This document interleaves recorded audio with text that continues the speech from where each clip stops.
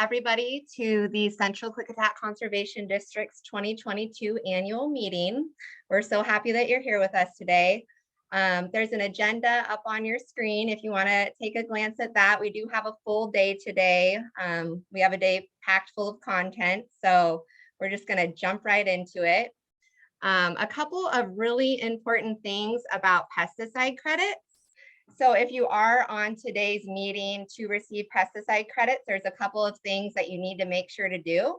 I'm going to be sending out a survey after today's webinar that will go to your email that you use to log into Zoom today. So make sure to check that email.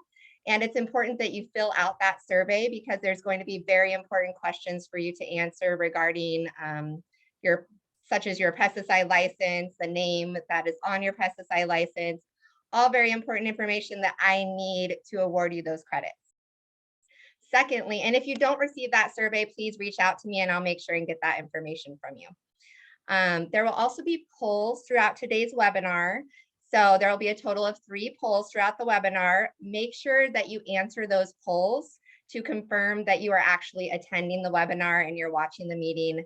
You do have to answer all of those polls for me to award you the full credits for today. There are 4 pesticide credits available for today's meeting as well.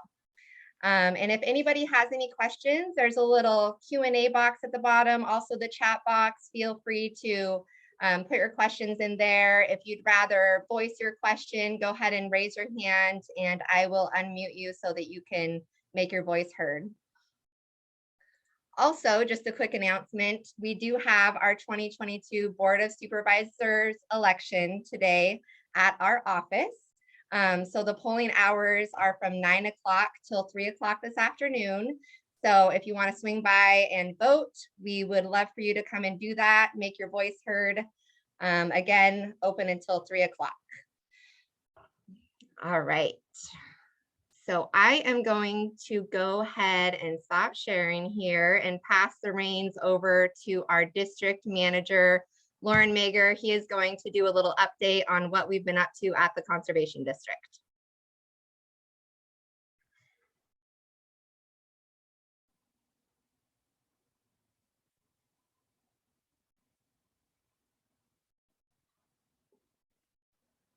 Lauren, are you there?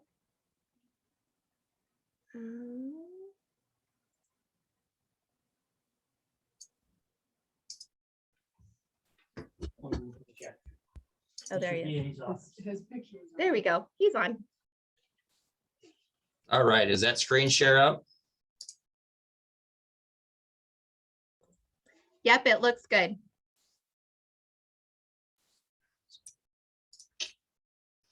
All right. Thank you for joining the Central Klickitat virtual annual meeting here in 2022. We're excited to get back and let everybody know what we're doing, what we've been up to.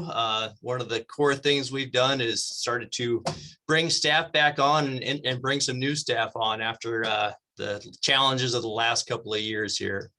So currently we have our board supervisors. Terry Nichols is our chair. Will Bowdish is our vice chair.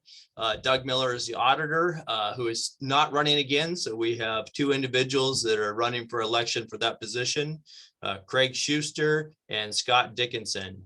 Additionally, we have Steve Cunningham and Marty Hudson, who are supervisors on the board, as well as Scott Dickinson, who is currently an associate supervisor, and Dave West. For staff, we have myself here as a director engineer. And we have our new office manager, Kirsten Schilling, who brings high quality experience in natural resource program and business administration. Her work here at the CKCD is greatly increasing our efficiency, improving all aspects of administration, and allowing other staff the ability to focus their strengths and resources in program development, project development, and conservation delivery to landowners. Additionally, we have Angel Robinson, who recently completed her training to become a certified conservation planner and will be finishing a Bachelor of Science in Silviculture with a minor in soil science from Oregon State University this year. She's excited to be working on the conservation plans and a great asset to landowners in project development and implementation. And our most recent hire was Ben Cochran, who came to CKCD with a Bachelor of Science in Rangeland Management and Ecology. And he was hired on to be a liaison between landowners and the Natural Resource Conservation Service. So he's working with NRCS staff to become a certified planner and provide services to assist landowners to apply for NRCS programs. And I just want to take this opportunity to thank all these staff and express my personal gratitude and appreciation for them. I'm really looking forward to working with these people as we move forward in the next couple of years here and advance the conservation district. So one thing that we did last year is with the direction of the board was identify some core program areas where we're trying to put some new emphasis in. And one of those is pilot programs for test plots for cover crops related to our soil health initiative and work to provide education and outreach for soil health and demonstrate some ways that people can improve soil health and maybe look at some different approaches to how they are managing their land. Along with that is pilot programs for intensive grazing, and Angel recently completed a grant application to introduce some of those, and we should learn more about the results of that here soon. We're also working on drought relief for livestock watering, as that continues to be an ongoing problem in this region. And we're working with a couple of producers right now to help them through the cultural resource process so they can implement livestock watering projects through FSA's drought mitigation program. Additionally, we're increasing our efforts in the noxious weed education, outreach, and control areas, and partnering with Marty Hudson and NRCS to kick off some ways to maybe put some extra effort into control of noxious weeds and support the noxious weed control program. Lastly, pesticide and herbicide education and certification. So we're looking at some new products that are out there and providing pesticide credits through our annual meeting. One major accomplishment was completing an agricultural easement here in Central Klickitat Conservation District this last year. That was a multi-year project that met with several challenges, but we were able to work with a local landowner and set aside almost 2,000 acres for to keep in agriculture and protect from development. And it also provides funding for the operation to utilize to ensure that long-term viability. We're also working on requesting additional funds for 2 other projects in the upcoming years. But one thing that needs to change about that program is to encourage the legislature to fund the Washington State Conservation Commission directly so that we can develop a program that is better suited to these larger scale dry land, rangeland type projects rather than through programs through the Resource and Conservation Office that are a little more geared towards smaller farms and the types of projects you'd see on the west side. Additionally, through a 9-year project that started as a conservation easement and eventually morphed into an acquisition, CKCD and EKCD partnered to purchase over 4,000 acres of working lands in the Simcoe Mountains east of Highway 97 and adjacent to lands that Fish and Wildlife has been acquiring over the last 4 to 6 years. So the goal there will be to manage these lands to provide public access, demonstrate conservation practices, and maintain working land activities such as grazing and forestry, and just have an opportunity for local input and local management in working lands to maintain the culture and heritage of the community.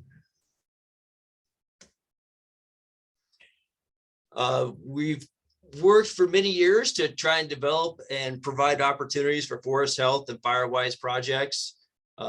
Thankfully, with work with our Washington State Conservation Commission, we were able to provide some assistance for fire recovery in the Lyle area from a 2021 fire, and that was just recently reseeded. Had some initial weed control done on that, and we will be following up with further weed control in the near future here. So that was a very successful project. I know we've had a lot of landowners interested in forest health and fire-wise type projects. It's really been difficult to break into that funding.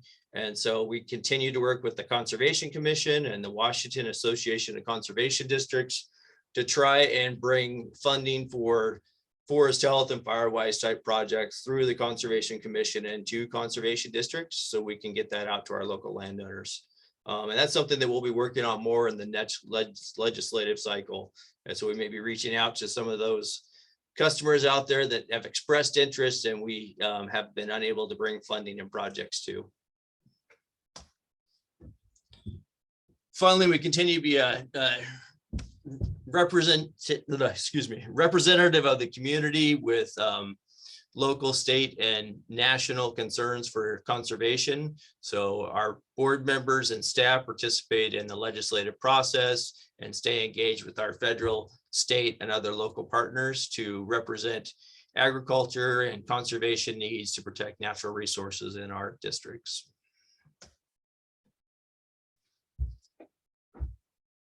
Again, communication with our federal agency partners. We're key core partners are the Farm Services Agency and Natural Resource Conservation Service. Like I said, we've got staff on now that are working directly with NRCS, being trained by NRCS to help NRCS put those programs and opportunities out locally to landowners. And we continue to work to try and direct the resources to the needs of our local landowners based on input from our board supervisors and members of the community. So we're happy to help where we can. Feel free to reach out at the phone number there or come by the office and we can talk about any natural resource concerns that you have on your property. And look forward to just sharing the information that we have today. Thank you. Thank you, Lauren. We appreciate that. Let's see here. So I did realize when I started the webinar, I forgot to introduce myself. So my name is Angel Robinson, and I work as a natural resource technician with the district. And I just want to quickly reiterate the necessary tasks to receive your pesticide credits for today. I noticed we have a couple more attendees that jumped on. So there's going to be a survey sent out after this webinar to the email that you use for your Zoom account. So it's very, very important that you fill out that survey because it's going to ask you questions that I need to award you those pesticide credits. And secondly, after the survey, there will be 3 polls on this webinar throughout the day that you need to answer. You need to answer the poll questions to confirm that you are actually attending the webinar today. So I do need you to answer all of those poll questions in order to give you those pesticide credits. So 2 things, the survey and the poll questions. So I am going to do a brief overview. Let me share my screen here.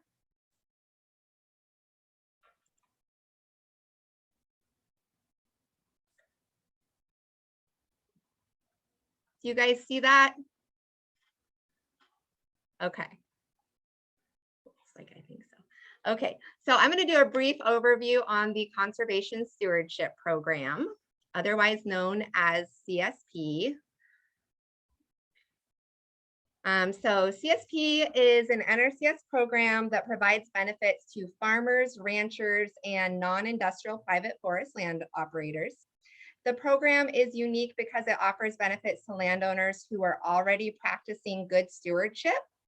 CSP recognizes the good that property owners are currently doing and provides financial assistance and motivation for landowners to keep doing those practices. Participants are paid for conservation performance. So the higher the performance, the higher the payment. It is similar to EQIP, but it is also very different from EQIP. So both programs are NRCS programs and provide that flat rate payment. EQIP provides payment for implementing conservation practices for the first time, and CSP is for expanding on those practices. So CSP is often the next step after finishing your EQIP contract, but it is not a requirement to previously participate in EQIP to be eligible for CSP. So with CSP, what we're doing is we're implementing enhancements on your property. So enhancements are practices that take your conservation to that next level. CSP is landowner driven, and the diversity of enhancements have been created to provide landowner flexibility in how they enhance their conservation. So there's actually over 140 different enhancements. So there's a lot of diversity and flexibility with how your conservation is enhanced on your property. I did throw a couple of examples up there. There's many more, but just a couple of examples: wildlife habitat improvement, enhancing riparian areas, integrating cover crops into your system, improving crop rotation, so maybe diversifying your crop rotation there, reduce tillage operations, and widening riparian buffers, just to name a few there. So to qualify for CSP, you must demonstrate that you're already addressing a minimum of 2 resource concerns on your property. And projects that address priority resource concerns of our specific area are ranked higher for funding. So you might be asking, what are priority resource concerns for our area? There's a very long list, but I just decided to throw a couple of them up here. It's kind of a conversation for a later time as far as where your project will fit into our priority resource concerns. But to name a few, degraded plant condition, inefficient energy use, pest pressure, soil quality, terrestrial habitat degradation, wind and water erosion, issues with livestock production, and air quality. Those are a few of the priority resource concerns for our area, but there are more than that. So if you're ready to take the leap and fill out the application, the applications are due by March 31st. So you can find those applications on the NRCS website, or you can reach out to us, come into the office, email us, call us. We'd love to help you out with that process of applying. After you do get your application in, you'll meet with a conservation planner to evaluate your current system, and you'll work together to select enhancements to be implemented on your property. And if your project is selected for funding, you will receive annual payments for implementing selected enhancements on your land. So again, if you have any questions, we'd be happy to help you. We'd be happy to help you through the application process, getting that application to you. Our phone number is up there on the screen, as well as my email. And my coworker, Ben, is also doing a lot of work with the CSPs. So feel free to reach out to him or myself and let us know if you need any help with that. Thank you.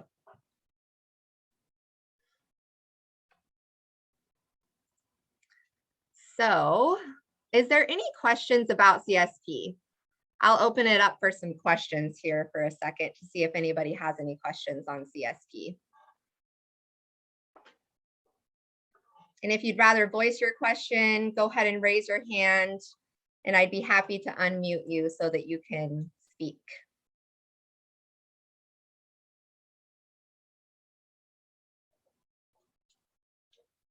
All right, we are ahead of schedule today. So next we have Corey doing a presentation, and he's going to be doing an update on NRCS stuff. So I will go ahead and pass it over to you, Corey. Thank you for being here with us today. No problem. Thank you, Angel. Can you hear me all right? Yep, sounds good. Okay, good.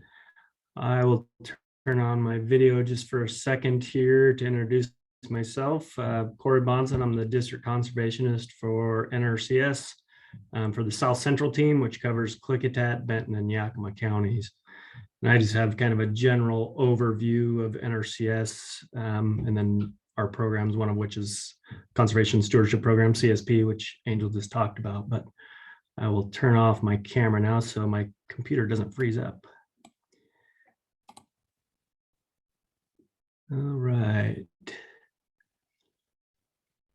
Let me pull up my screen here. Hopefully everybody can see that here shortly.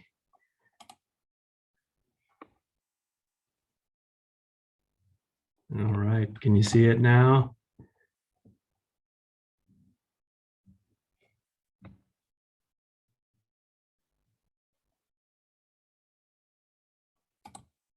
Everybody see the screen?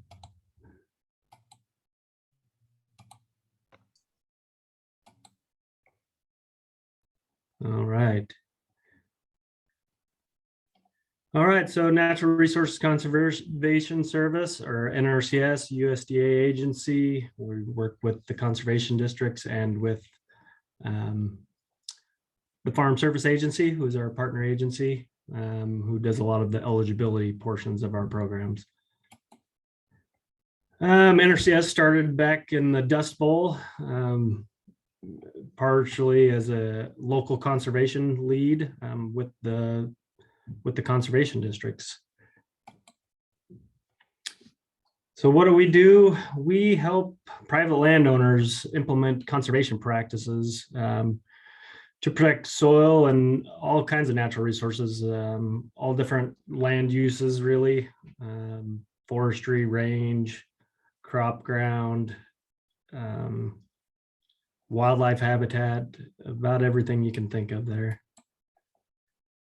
We work with farmers, ranchers, and non-industrial private forest landowners, like I said, on private lands, and to develop conservation plans and come up with different practices that can address resource concerns different landowners have.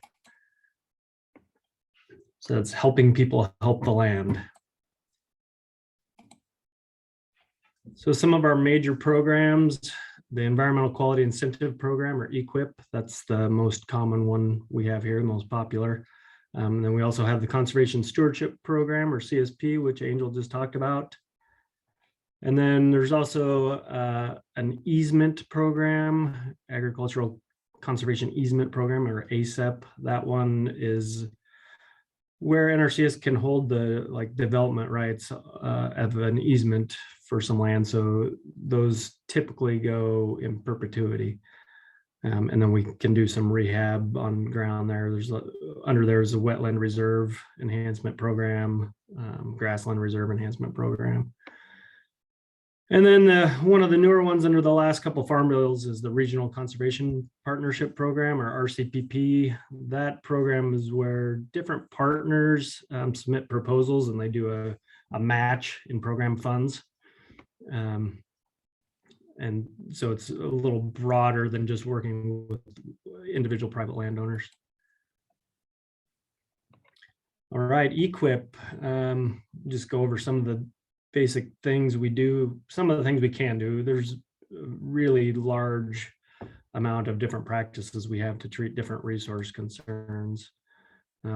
Just going over some of the ones we have more locally here, which the local resource concerns are identified by what's called our local work group, which is made up of all the conservation districts, other agency people, both federal and state, and then really any private landowner can attend our local working group meetings too.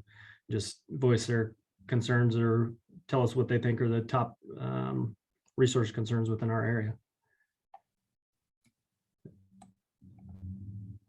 So these are some of the projects we do around here.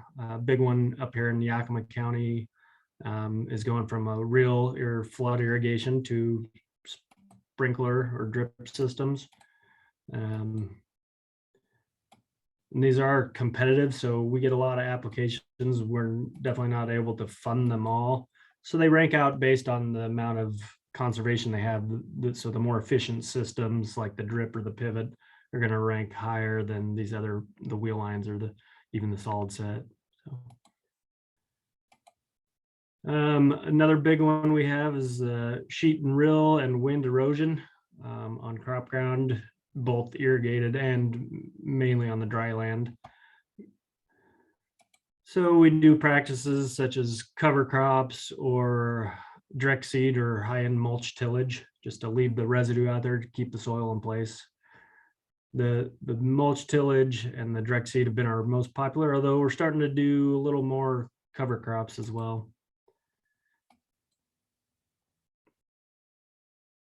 Water quality degradation, just excess nutrients in the surface and groundwater. So that's sometimes runoff from irrigation. So sprinkler systems can address this resource concern somewhat, but we also can do, like off-channel watering, fencing of the riparian area or the stream banks, just to reduce that erosion and the runoff, buffer strips, things like that. And then also along with that, just doing nutrient management, soil testing, just having people apply fertilizers agronomically. So they're just applying what's actually needed by the crop they are growing. And then, like I said, the buffer strips, cover crops, and just riparian forest buffers there. Other things we can do are range and forestry. I talked about just improve the degraded plant condition. So we'll do like prescribed grazing plans for landowners. We can cost share on cross fencing so that you can do your prescribed grazing to divide up your pastures, like 4 pastures, you can do a better rotation. We do not cost share on boundary fences, but we can do the cross fences. And then we can do stock water troughs to help utilize the whole range better if water is the limiting factor there. And then forestry wise, we can do forest health practices like thinning, pre-commercial thinning. We don't thin anything that's of commercial size, but we can do the thinning and then some pruning as well. Conservation Stewardship Program, this is what the CSP, that's what Angel talked about.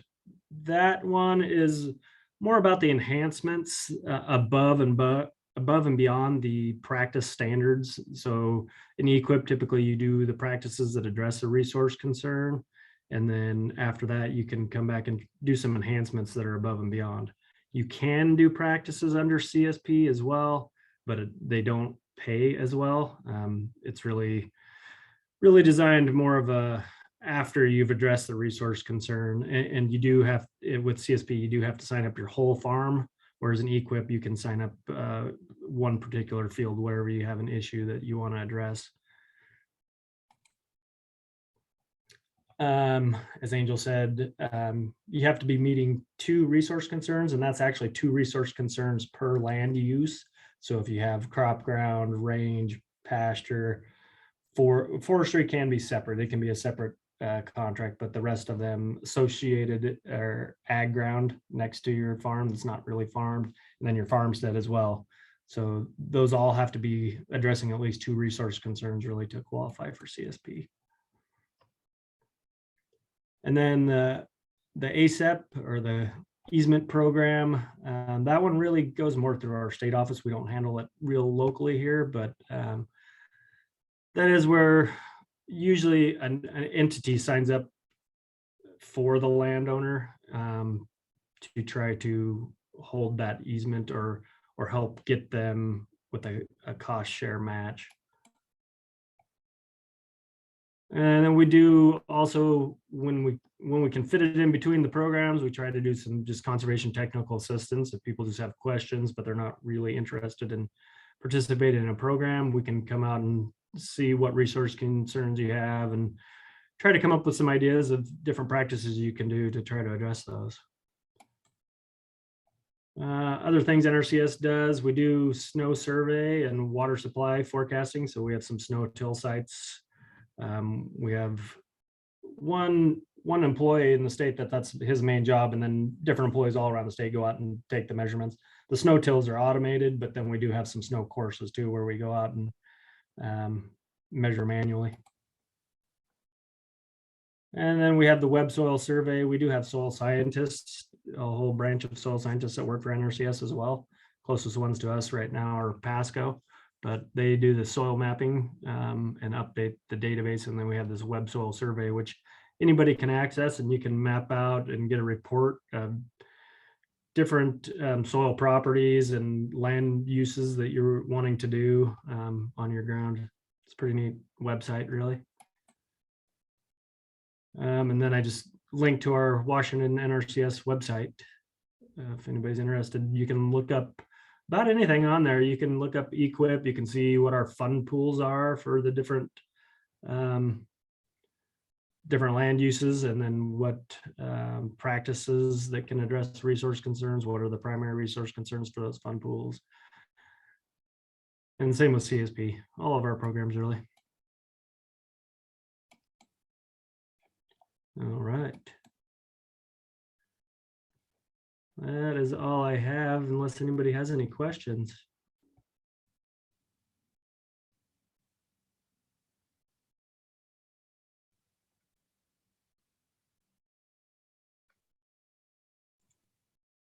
All right, if anybody ends up having any questions for Corey today, just put them in the Q&A, put them in the chat. We can answer questions all throughout the day on any of the content that's presented. So thank you, Corey. We appreciate you presenting for us today. Next we have Betty Fallenkamp with FSA. She's going to do an FSA update. So I'll pass it on over to Betty. Good afternoon, everybody. And I feel guilty that I'm not as prepared as Corey was because I have no presentation, but we do have a lot to talk about. And I'm hoping maybe there will be some questions after I'm done because there's just quite a bit of information out there going on. Right now, we are in the middle of our Conservation Reserve Program sign up. This is a sign up where you can retire tilled land for 10 years. As long as it has an erosion rate greater than 8. And we've never had a problem in Klickitat County finding land with an erosion rate greater than 8, but they have changed the way they're calculating those erosion indexes now. So there really isn't as much land eligible as there used to be. Besides having that erosion factor of 8, you can also get into CRP by having expiring acres. And that's pretty much all we're doing right now is re-enrolling acres that are expiring.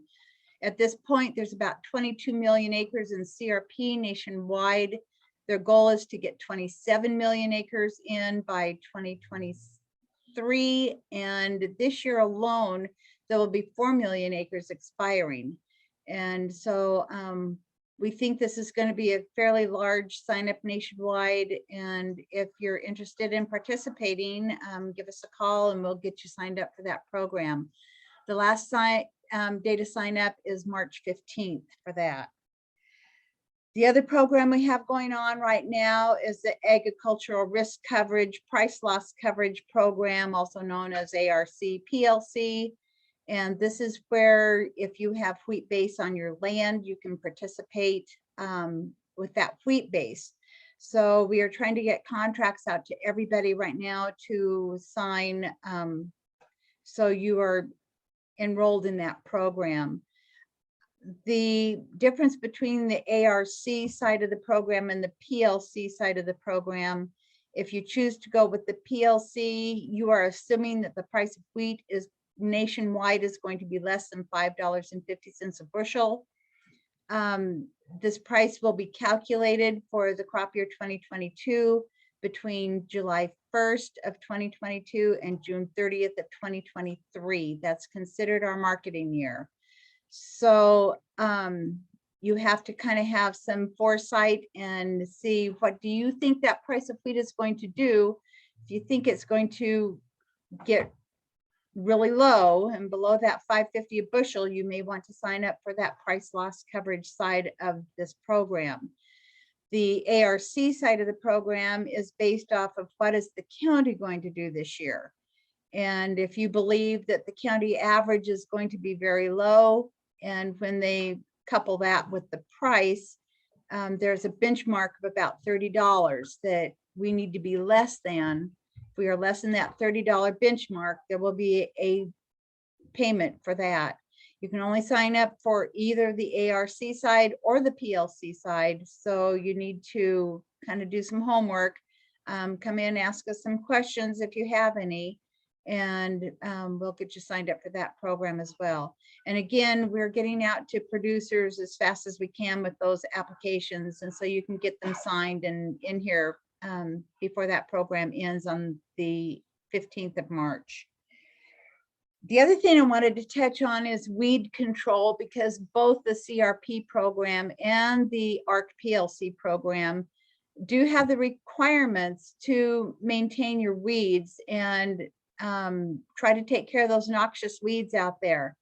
There's always people in the field, and unfortunately there's some neighbors too that like to tell us about where the weeds are. So try your best to take care of those thistles. And I know there's a lot of our skeleton weed getting started out there. If you have problems with those, I see Marty's on this call also, and I'm sure he's got a presentation coming up. But Marty would probably be your best source as to get some ideas on how to control those weeds in your fields. And it's better to get a handle on them now rather than wait until they're just a horrible mess that you can't hardly control at all. So maybe try getting a hold of Marty. Take a look at your fields. Take a good look at your fields. See what your weed pressure is. And please keep working on those things. The other thing I wanted to touch on is the Emergency Conservation Program. This is a program that the last 2 years we've been running because of the drought.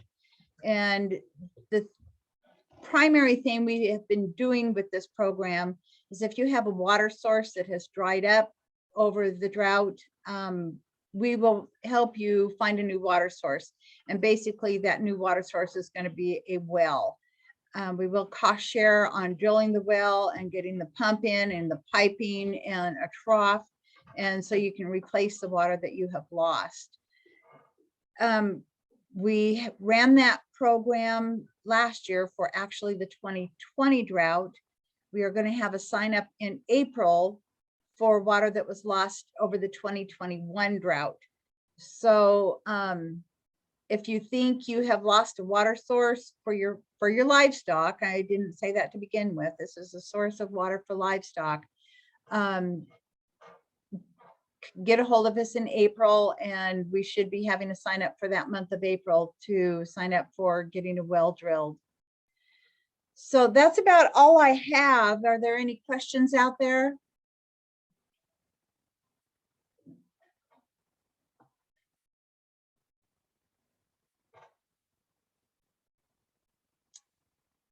Okay, if not, I'm going to turn it back over to Angel. Thank you very much. Awesome. Thank you, Betty. We appreciate that. If you guys have any questions for Betty throughout the day, just go ahead and post your questions in the Q&A forum down there at the bottom. So next we have Marty Hudson with Klickitat County Noxious Weeds. He is going to be doing a presentation for us today. So Marty, I'll go ahead and pull up your presentation here. Oh, do you? I got it on my computer. Oh, do you have it? I was run thinking you had to call in today for some reason. I do. Yeah, I have to call in. I have on the computer and anyway, I can. Okay, yeah, if you want to pull it up, then that's great. Okay. I'll share my screen. That works. I don't know, is that working? Not quite. Oh, yep, there we go. Okay. Oh, I gotta get a slideshow here. In the beginning. There we go. How's that? See that okay? Yep, that looks good. Thanks, Marty. Okay. So I'll just start off here. I got one of those rare mornings when it's calm and sunny in Klickitat County, and I was spraying the courthouse lawn. So I thought, well, heck, there's a good shot. So we got this side-by-side in 2020 and the pickup in 2019, so it's the newest equipment we've ever had since I've been here. When I started, we had a 1981 Ford pickup, was the pride of the fleet. So I'm happy to have that. We've moved. We're in a new office here. We're in the new building, kind of over, if you can see my pointer, we're over behind that window. We have one window in our office that's in the door. So this is where we were in the old courthouse annex, which I believe they're going to tear down. So there's me several years ago in our old office. And okay, so this is what the whole deal is. I'm going to talk about some weeds in our county and some different control options. And I'll try to keep us on time, but there's a lot of slides here. Just as a reminder, it's the landowner's responsibility to control noxious weeds, and we're here to help identify them and identify ways to control them. So that's kind of what a lot of times people feel like it's my job, and I have treated it that way, but I want to remind people it's the landowner's responsibility. So Klickitat County, we have a lot of different habitats here and a lot of different places for the plants to grow. I think it's important for a landowner to have a goal for their land, both long and short term. Whoops. Oh, I guess I don't know how I select it, but I'll end the poll on mine. I don't know. Anyway, can everybody see that? I guess it comes up. Anyway. Sorry, Marty. I was doing a random poll there for everybody to Okay. answer. I'll just close it off on mine. All right. So, what do you have out there right now, both unwanted and wanted plants on your landscape?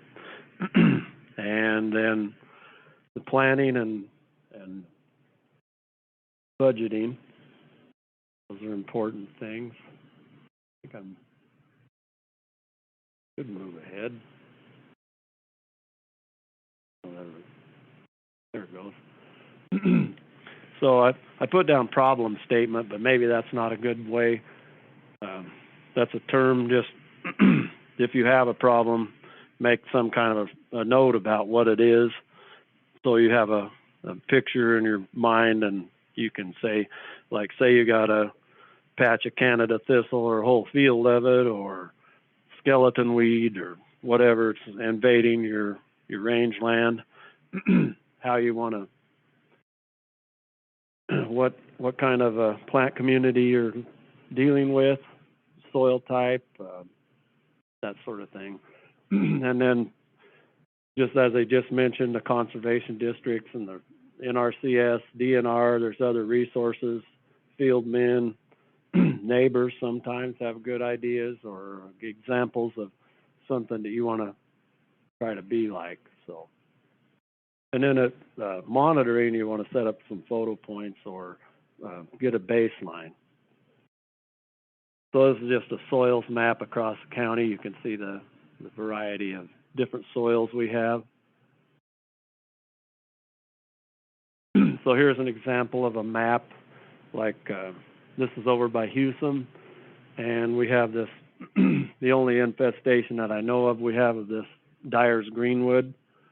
And so this would, you could just do a crude map like this to show kind of the area that's affected, and then you can see the different types of habitat that are in neighboring properties. And then as far as how the deal works, you have your plan, you try to implement it, and then you monitor, and then replan, and just keep going, control and monitor. And it's a cyclical plan. You can see how it's working, and then make changes and adjustments as you go.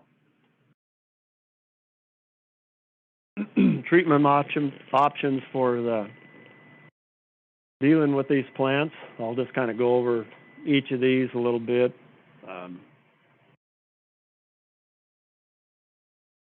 So when you're using herbicide, there's some things you want to consider.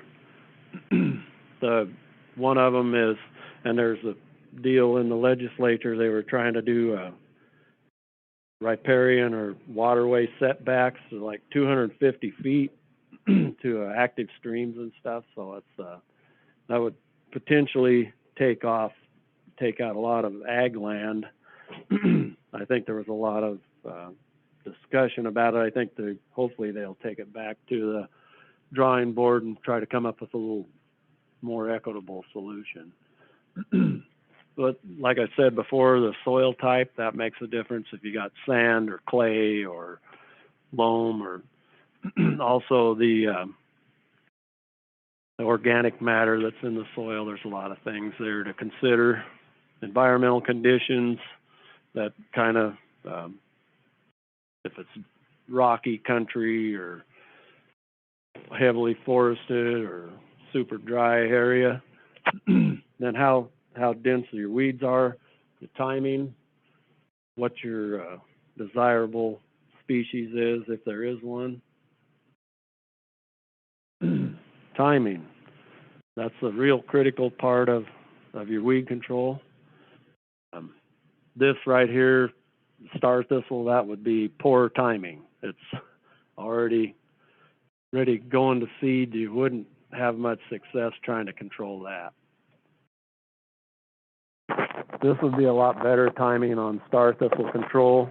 The one on the left is going to be about as late as you're going to want to go. You can go a little later when it bolts, but right there's you're going to get pretty decent control with that. That's probably like mid to late May, and the one on the right would be more like March or April. So the smaller those weeds are, the better your chance of control is.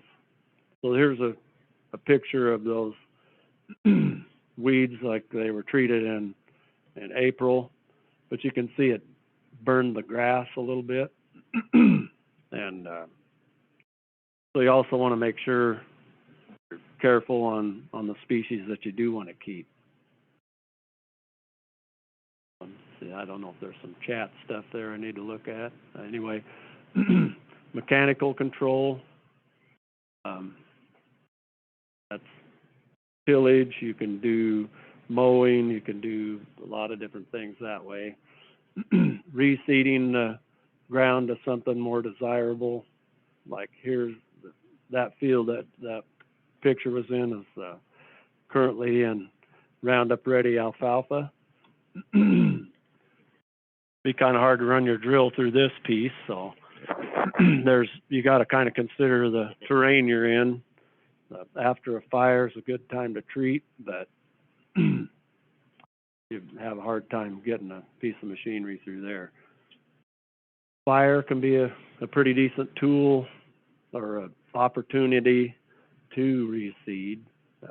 Need to be obviously pretty careful with your timing on that.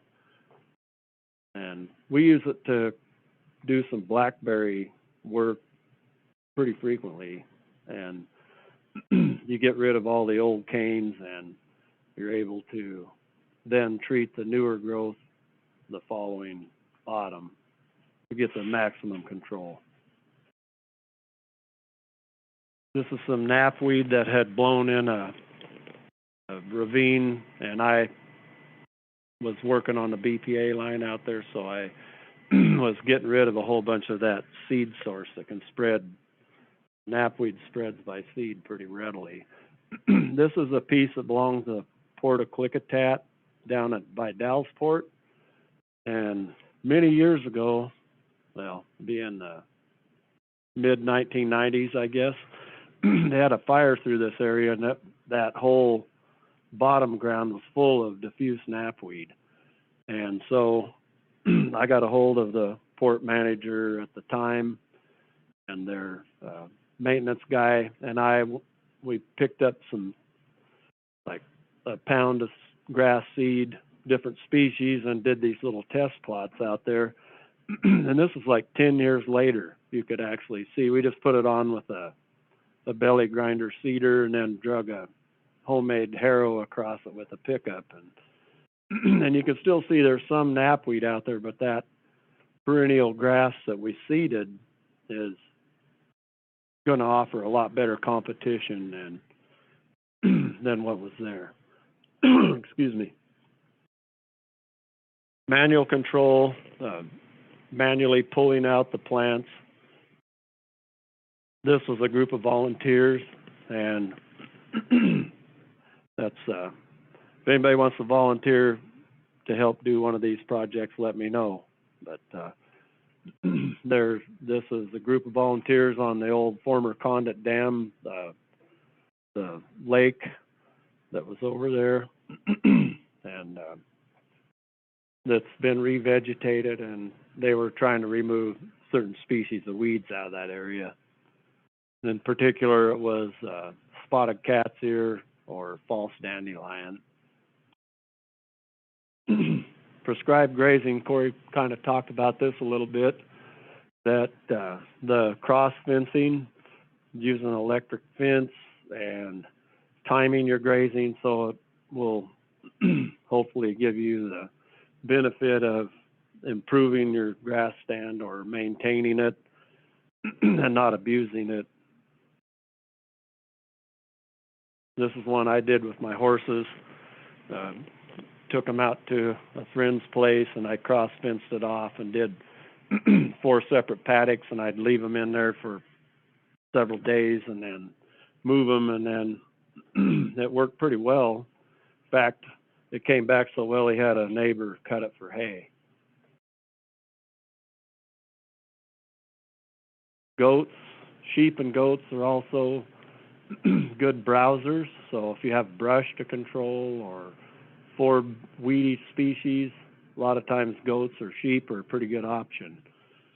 And this particular one, they were working on Russian olive, and you can see the Russian olive in the background. It's pretty thick, but then the Russian olive in the foreground, the goats have browsed down pretty heavily. This requires a lot of management, and that's the main thing, is it really needs to be closely monitored and managed. Excuse me. So the timing, the intensity of the grazing, and the duration, those are all things you want to plan on ahead of time, and then optimize your, of course, you got to have your animals somewhere.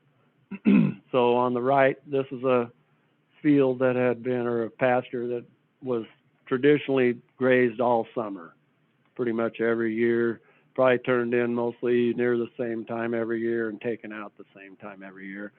The piece on the left was rested for many, many years. So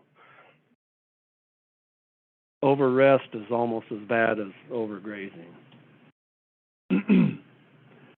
So when you management, this is just an example of a couple different types of management. You can see what it does to the waterway, the timing and intensity of the grazing, and then the amount of pressure that it puts on the vegetation.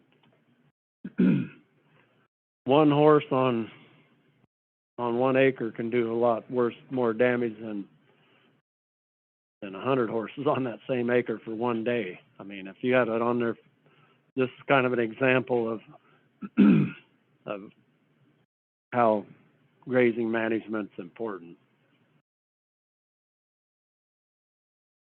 So I did some range transects. We did a grazing project for the Port of Klickitat several years ago, and this was just one of my transects that I did.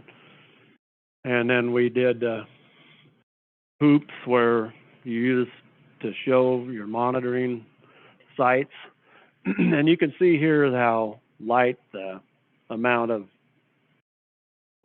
forage is, so that by using the average, you can determine how many animals you want to have for a certain period of time. So for example, a sheep's going to eat roughly 10 pounds per day. And so based on that, based on the amount of acres, you can predict how many days you can have those sheep on that particular project. So this was the band of sheep. This was over by Spearfish Lake. They went in there, get a little water, and then moved on out from there. But oh, I went the wrong way. Excuse me. Just another shot of the sheep. They're dispersed across the range out there, and they ate down they ate down a lot of the forage in the foreground. This is after they've grazed through it, and they took down quite a bit of knapweed and stuff too as they were grazing. This is one of the sheep herders and the dogs, and he'd take 2 horses with him and switch them off during the day. So with that kind of a deal there with the sheep, they use herder and dogs to manage the sheep. This is my son sent me this notice about there's a Ranching for Profit school in Kennewick, September 18th to 24th. He attended it over in Wyoming, and he said it was really a great program, and encouraged anybody who thought they wanted to attend one of those, that he thought it was very well worth the expenditure to do it. The biological control, we've used a lot of different biological controls across the county. We have, for the weeds we have every biological control available out on them. Currently, we've had releases since prior to my tenure here to right up to current. So this is Laurinus minutus on diffuse knapweed. We started releasing them about 1994, and they really damage the plants. What those do is their larvae will go up and eat the contents of those seed heads out. And so this is what you end up with when the larvae emerge as pupa, or they pupate in there and become the small adults, and then they'll lay again. But that has really reduced the amount of diffuse knapweed across especially down near the lower regions of our county. Not so much up in the mountains for whatever reason. This is Dale Whaley. He used to work for, well, he still works for WSU, but he used to be one of the biological control people for the state, and he still does a lot of biological control, but he's up in Douglas County now as working as their extension agent. And this is on Dalmatian toadflax down near White Salmon.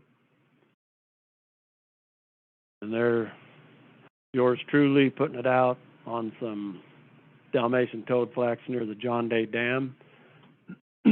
So these little insects they're a small weevil. We have a couple different weevils that attack toadflax, and those weevils, you can see here how they defoliate the plants, and it's almost like you put a herbicide on it. They really prevent those plants from succeeding, and they've reduced the amount of toadflax significantly. We started putting them out around early 2000s, and they've really helped on the toadflax. This is in the middle, Jennifer Andrews. She's with WSU, and then we were back in Washington, D.C. in 2006, so I didn't have a current picture of her. She's the one that, through WSU, she will provide insects to you if you want them. And you can contact me, and I can contact her if you have a noxious weed in your property that you want to send some out on. This is Jennifer putting out some insects on some field bindweed, morning glory. And we have some mites that attack it, and they were actually already here in this morning glory, so they are here in the area already. So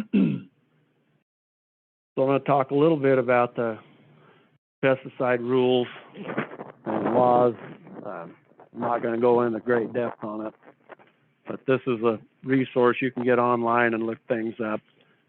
A question I get asked often is, what are the 2,4-D restrictions in our county? And so You get in here into the RCWs and WACs, and then it has our areas broken out in Area 3 and Area 2 in Klickitat County. Area 2 is more the very east end of our county. So just to show here, Area 3 restrictions, you can't put on ester 2,4-Ds after May 1st through September 30th. Although you can, by written request to Department of Ag, you can get an exception to May 14th. Back when I worked at Pure Grow, we used to do that so we could still put on LV up till 15th of May, potentially. We didn't always, but sometimes we already had it with the with the grower or ourselves we needed to get it put on. And as we all know, the wind blows around here once in a while and holds us down. So here's crossbow, and it says low volatile, like I highlighted it there. That's so crossbow is something a lot of people use around here through the summer, but it's not really legal after May 1st through September 30th. So I just wanted to make that point. If you wanted to make your own crossbow, you can use amine 2,4-D, but you can't use LV6.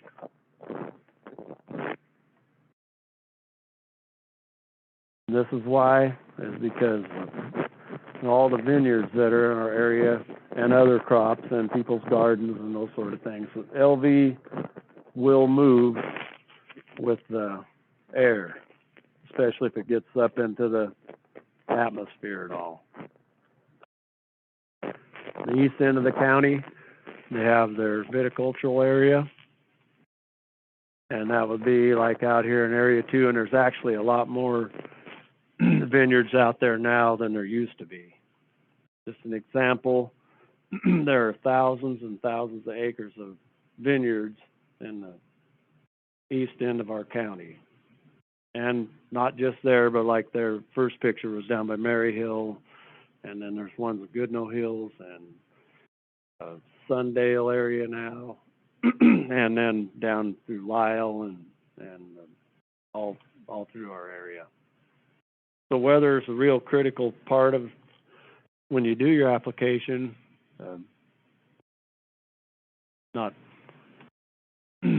So drift, the potential for drift, both physical and vapor drift, are possible, especially like with the low volatile.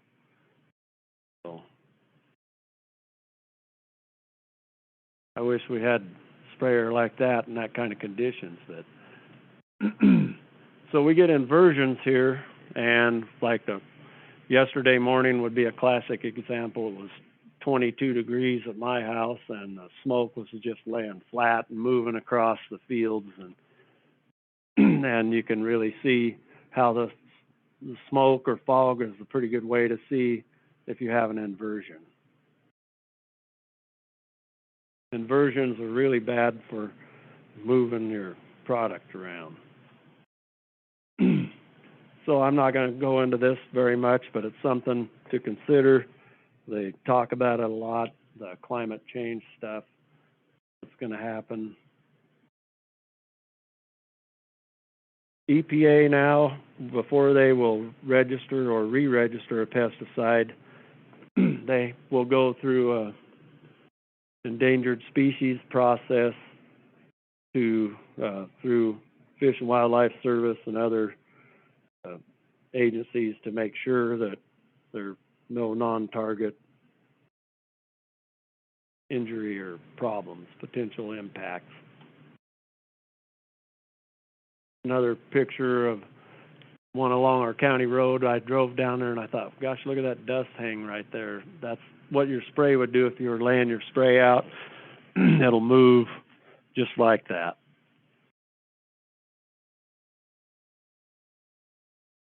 So which herbicide should you use? And I'll just point out, like it says there, label is the law. Read and follow that label. That's your Bible for herbicide application. So you want to know what it is, your target species, and what it is that you are treating. Basically either your crop or your pasture or whatever it is. Might be your lawn. What kind of effectiveness you're looking for, hoping for, the selectivity, if it is or isn't selective, residual, you need to make sure your recropping intervals, potential side effects of the plant, the spray. The availability, that's going to be kind of important this year. Apparently, there's a lot of things that may or may not be available. Application, the timing, and the method you're going to use.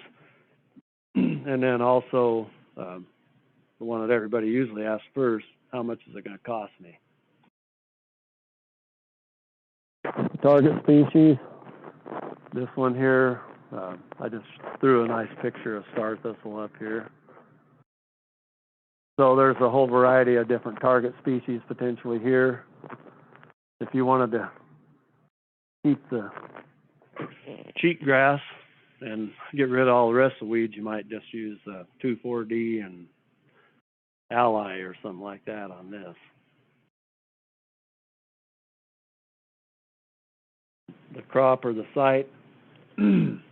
We've been suffering through some droughts here this last couple seasons. Hopefully not this one, but then there's a website here. I just put it up. The print's way small, but what Weed Science Society of America has a way to choose herbicides. You can do a label search. Here's one option, CDMS. There's also Washington State University has the pickle, they call it, pesticide information online. And that one you can put in the crop, you can put in the weed, you can put in whether it's registered, special local needs registration, that sort of thing. Agrion, that's another one that you can do a label search. And when you do a label search on Agrion, you want to do a modified search. So I did one here just as an example. Canada thistle. This is on a non-crop land, Canada thistle. There's other stuff in there. They wanted to control the nettles also, hopefully. So this is a advanced search, they call it. It's kind of blurry, but I just put down it was Canada thistle, non-crop in Washington, and then did a search.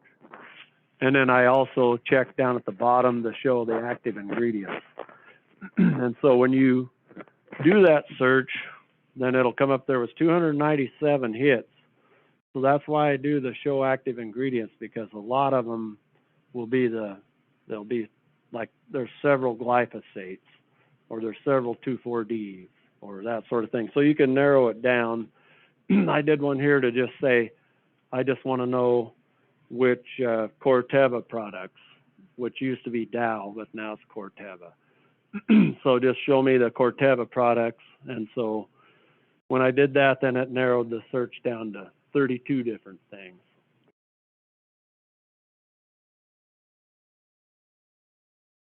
So I already said read and follow the label.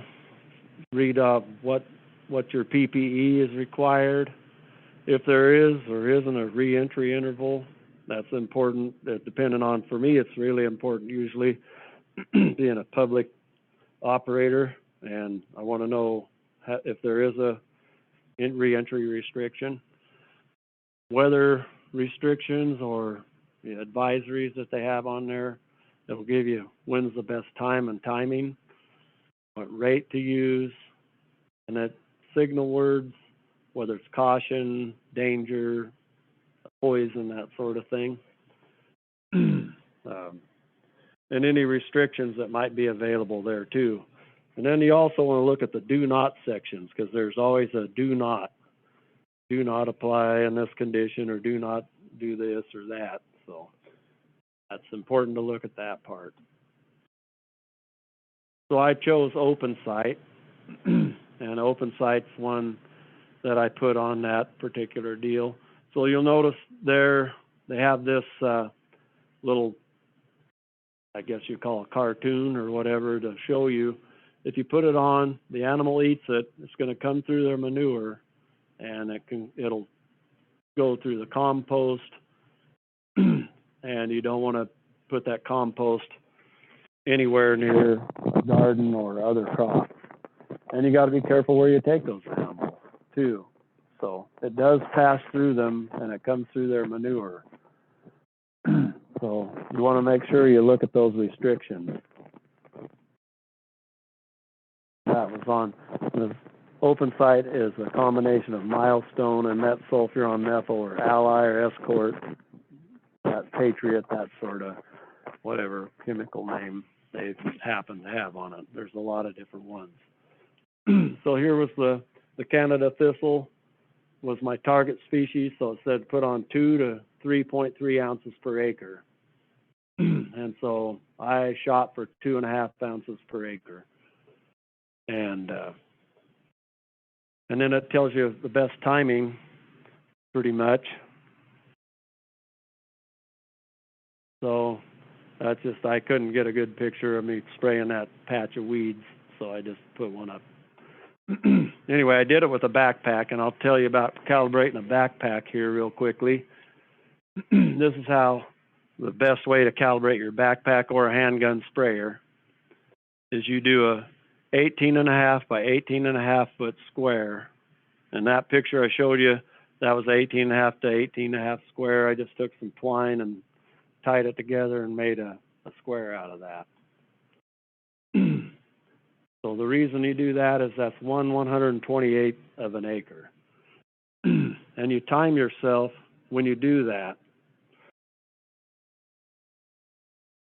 And then you spray into a container so you can measure the ounces. And whatever ounces you catch becomes gallons per acre, because it's 128th of an acre is 128 ounces in a gallon. So this is afterwards. I had a week or so after I sprayed that thistle, and it looked like the open site was having a pretty good effect on it, and the nettles too. And later it really turned them brown, but it was it takes a while. It's not immediate. So when you mix your herbicides or sprays, here's the mixing sequence. It's called whales. That's the easier way to remember it. So you put 1/2 to 3/4 of a tank full of water, at least half. Add your solubles, wettable powders. Then you add your water dispersible granules. And I'll throw this in there. If you have water dispersible granules, like Ally or whatever water dispersible granule you use, metsulfuron methyl, even open site, I generally will take an empty spray jug or a container of some sort and fill it about half full of water, and then add the amount, because 2.5 ounces per acre, I only had to put in 1/4 ounce in my backpack sprayer. But I will mix it ahead of time before I add it to my spray tank. Anyway, if you mix that water dispersible granules in water before you add it into your spray tank, it works a lot better.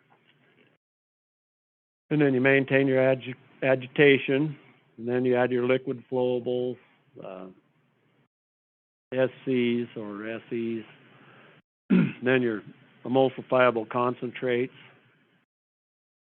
and then your solutions. And then finally, the last thing you're going to add in is your surfactants generally.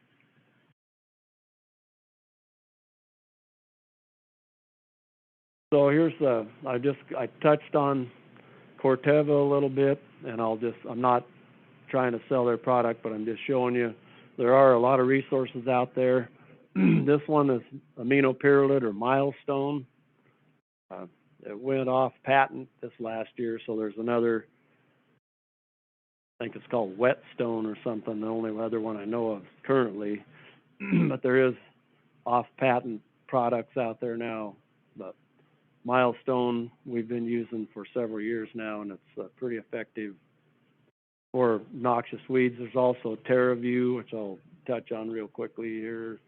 TerraView is a newer product, has the rinse core and milestone aminopyrrolid together, and so it attacks, it controls some different types of weeds that milestone doesn't really do well. A lot of other things don't do well on. So this is poison hemlock, and that's a good stage to treat it. In the rosette stage, this was down where the little Klickitat flows into the Klickitat. There was a pretty concentrated small patch of poison hemlock down there, and so this was the 5th of April last year. I treated it, and I went back by on the 21st and the 19th. Actually, I was going by there several days, but this is on the 19th, so it shows that TerraView really worked on that. And I did some down by Dallasport too, and I deleted them off my phone, didn't get them transferred to the computer first. I was going to show those pictures, but anyway, that's the idea. Wild carrot, it is very effective on wild carrot. That's one of its real strengths. But also, I put some on some Tree of Heaven down by white salmon, and just to see, because it had it on the label, so I thought, well, I might as well try it. So I put it on that Tree of Heaven, and then a couple weeks later, it was really knocking them down. So we may use it more as a Tree of Heaven foliar treatment too. Also, invasive annual grass control. This is some brome grass. I think it was soft brome growing over out of near Hewsome in a field that was seeded a few years back to intermediate wheatgrass and some other orchard grass and stuff. So it's starting to be invaded, but with this invasive annual grass. So we treated it with Rejuvra, did 6 acres at 5 ounces per acre. So it wasn't the optimal way to treat it, but I did treat it. The timing is pretty critical on this. You want to do it before the first precip of the year so that the spray will get incorporated in with the first rain, and then when the annual grasses try to germinate, they'll come up in that Rejuvra, and it'll hopefully control it. So I'll have some pictures next year to show of what it did, hopefully, or didn't do. It's supposed to work. So we have a lot of Medusa head in our county, all that kind of lighter yellow green grass there. The seed heads, that's all Medusa head. Medusa head is the annual invasive grass. Causes this thick thatch, real fire hazard potential, high silica, low feed value, hardly any good for anything. And there it is when it's a little further along. It turns kind of a reddish purple color, similar to cheatgrass, but a little different, more red color than the cheatgrass usually. This one has cheatgrass, downy brome mixed in with it. There's just a picture to show it a little bit. We also have Ventonata. Ventonata is also controlled by Rejuvra. And there again, I'm not trying to promote anybody's product. It's just a newer one that we have available that, that provides a little longer lasting control. The first year it may not look as good as it will like the 3rd and 4th year. So and you want to make sure if you do put it on your range ground that it's going to be, you want to make sure that there's something in there that will take its place, that you not like you got a good stand of perennial grass. This is what Ventonata, sometimes called wiregrass around here. It gets pretty thick, it'll take over. It used to just grow mostly in the bottom ground, the wet ground, clay, that sort of thing, and now it's spread out across our rangelands and wildland areas. It's pretty widespread across the county, actually. Talk a little about some of the public access stuff. This is a boot brush we put in over on the west end of the county on the Weldon Wagon Trail so that people will clean off their boots before they go in or after they come out. These are trailheads all across our county and through the Columbia Gorge. They're trying to keep people from spreading weeds around with their own shoes and stuff. So this little sign to show you what it says there. So the Cherry Orchard Trail, I just kind of give a little overview of something that's going on there. Talking about the fire restoration thing they're doing down by Lyle, and this is where it's on the Cherry Orchard Trail up above there. This is the area of Lyle over to the left, and this is some of the benches here. Going up, the Cherry Orchard Trail comes up from Highway 14 just to the east of the tunnel going into Lyle. And that's just a kind of a rough drawn map of an area I treated a few years back. So this is what it looks like up there on the hill. The only access up there is by hiking up there. All those little white dots that are in there, that's all yellow star thistle. And all that gray colored stuff down in there is all yellow star thistle. Mixed in with the oak trees and other things that are around there. This is Sarah Woods. She's the coordinator for the Friends of the Gorge for taking care of some of this stuff. Sarah got a group of volunteers to haul water up there, and then after we sprayed, she took the empty jugs back down, and she and I both did, but I took a picture of her, unbeknownst to her. But anyway, this is what we set up there. We, on one of the first benches, set up the water jugs. We'd had a couple of different drop-off points. You got these Boy Scouts and then a fire crew to haul a bunch of water up there because there's no water source up there. And like I said, it's only one way in there. It's by hiking. So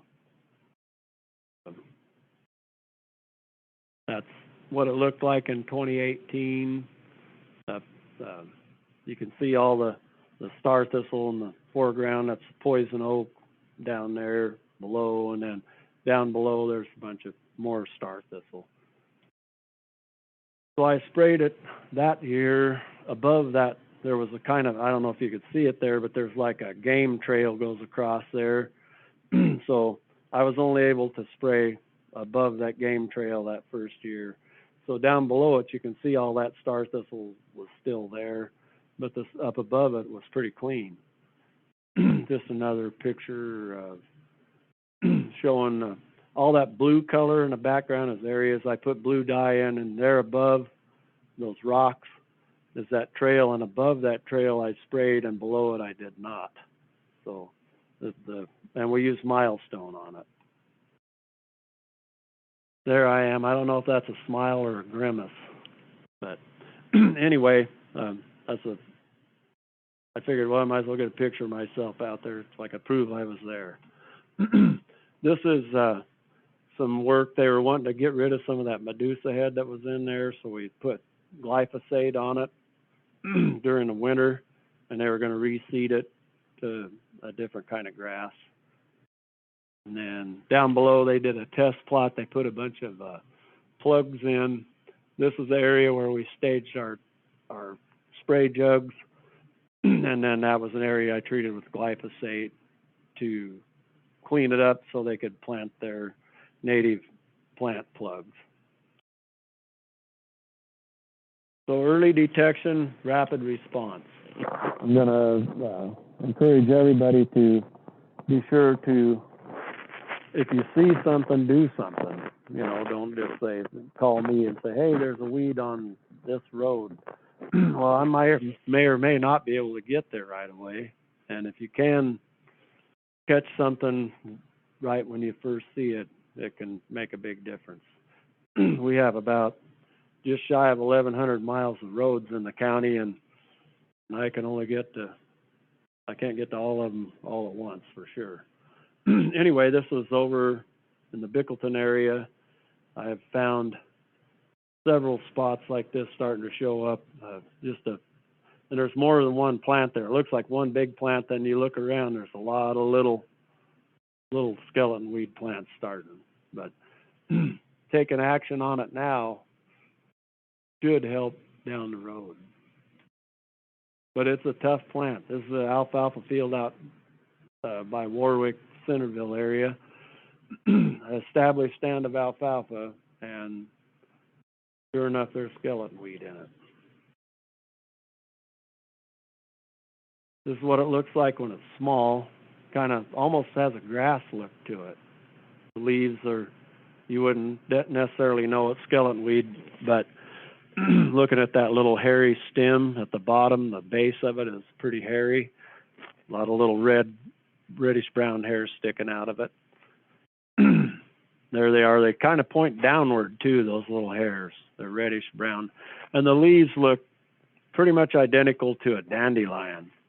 And the rosettes, when they first start, will look pretty much identical to a dandelion, but they'll have more of a purple color to them. And the roots, that's the big deal with these skeleton weed, is the roots are really like a morning glory kind of. They're just rhizomatous, prolific. They'll form clones off of the same plant and just take over large areas in a short amount of time. Betty mentioned a little bit earlier about people's CRP and stuff becoming terribly infested with skeleton weed. And this, it also has this milky latex in it. There's the sap that comes out. If you pull one up or break a leaf off or something, it's full of latex. More so than a dandelion, by quite a bit. And it'll invade pretty much any type of habitat we have here that I've seen. This is near Dallas Mountain Road, just as an example, what a field might look like after it's been infested with skeleton weed. Along our county road and then out into the field. This is just above Highway 14 on the Dallas Mountain Road.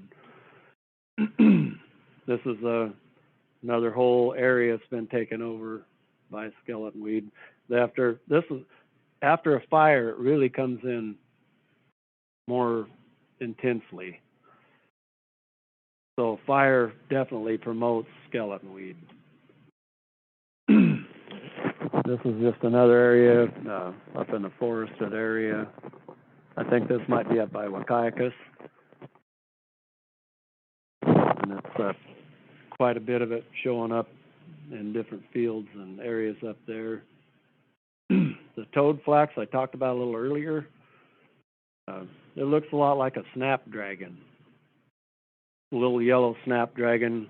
Some people might think they're a planted flower or something, but it will invade rangeland and goes along the railroad quite a bit, it seems like. So there's a picture to show the snapdragon look of it.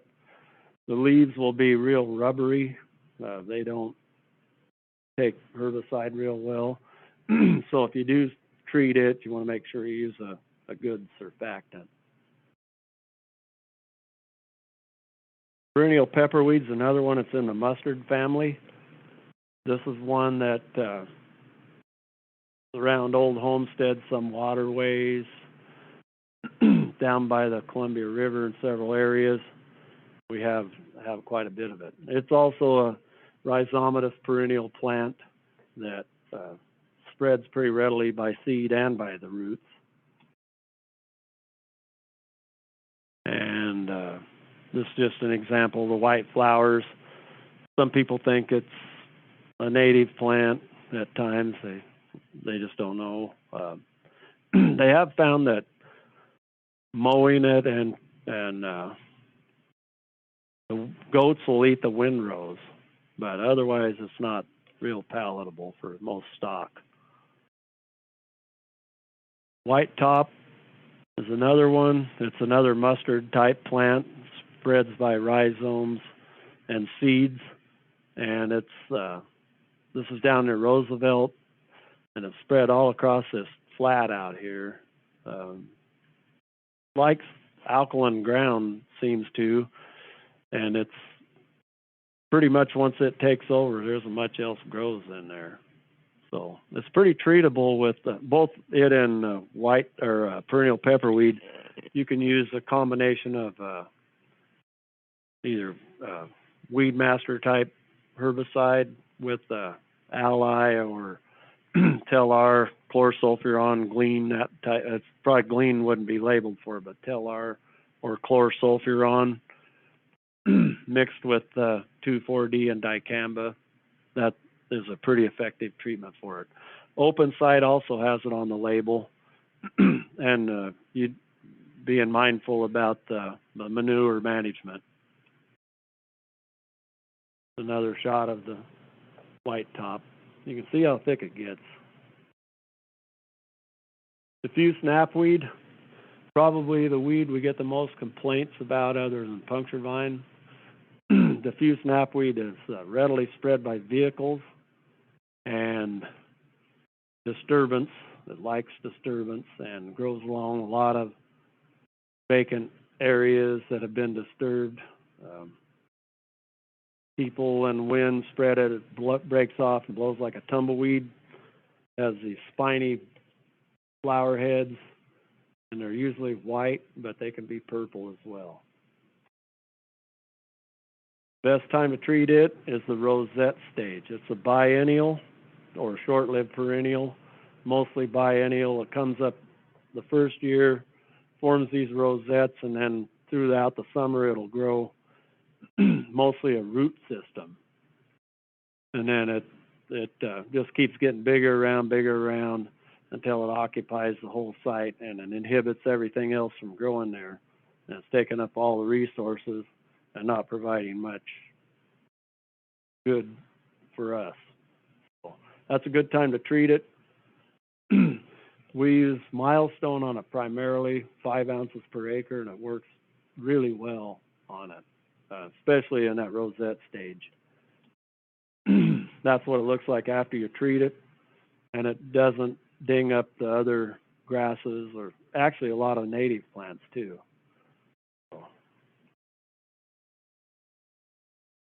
Plumeless thistle is another one that's moved into our county, probably, well, I won't say probably, but potentially came in with the wind turbine stuff. I don't know. I mean, it just showed up not too long after they started doing a bunch of that construction. And it's only found in a couple of areas that I know of. And so this is one to be on the lookout for. It's a tall, slim plant.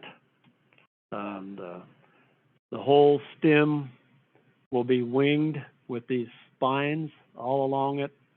It'll have these pinkish purple fuchsia colored flowers, and they're a little smaller size than a lot of thistles. But they're very spiny, darker green. Just as an example, what they look like. The rosette stage on the left there, up to bolting, is a good time to treat them. If they already have flower heads on them, you want to remove and bag those if you can. Like the flower heads, they are, I'll say pollinators seem to really like them. I did find a lot of that, so. So there's the rosette stage, and there's what it looks like after you treat it with Milestone or open site. That's what we generally use on it, is open site or Milestone. Scotch thistle, this is a huge thistle, probably the biggest thistle we have. other than maybe artichoke thistle. And stems are winged, that grows. Most of the places we find it is where somebody bought some livestock feed, or this is like over in Trout Lake where they have manure from the dairies. They spread it. This is another area where we found it near an old hay barn, and it is spread out across the area.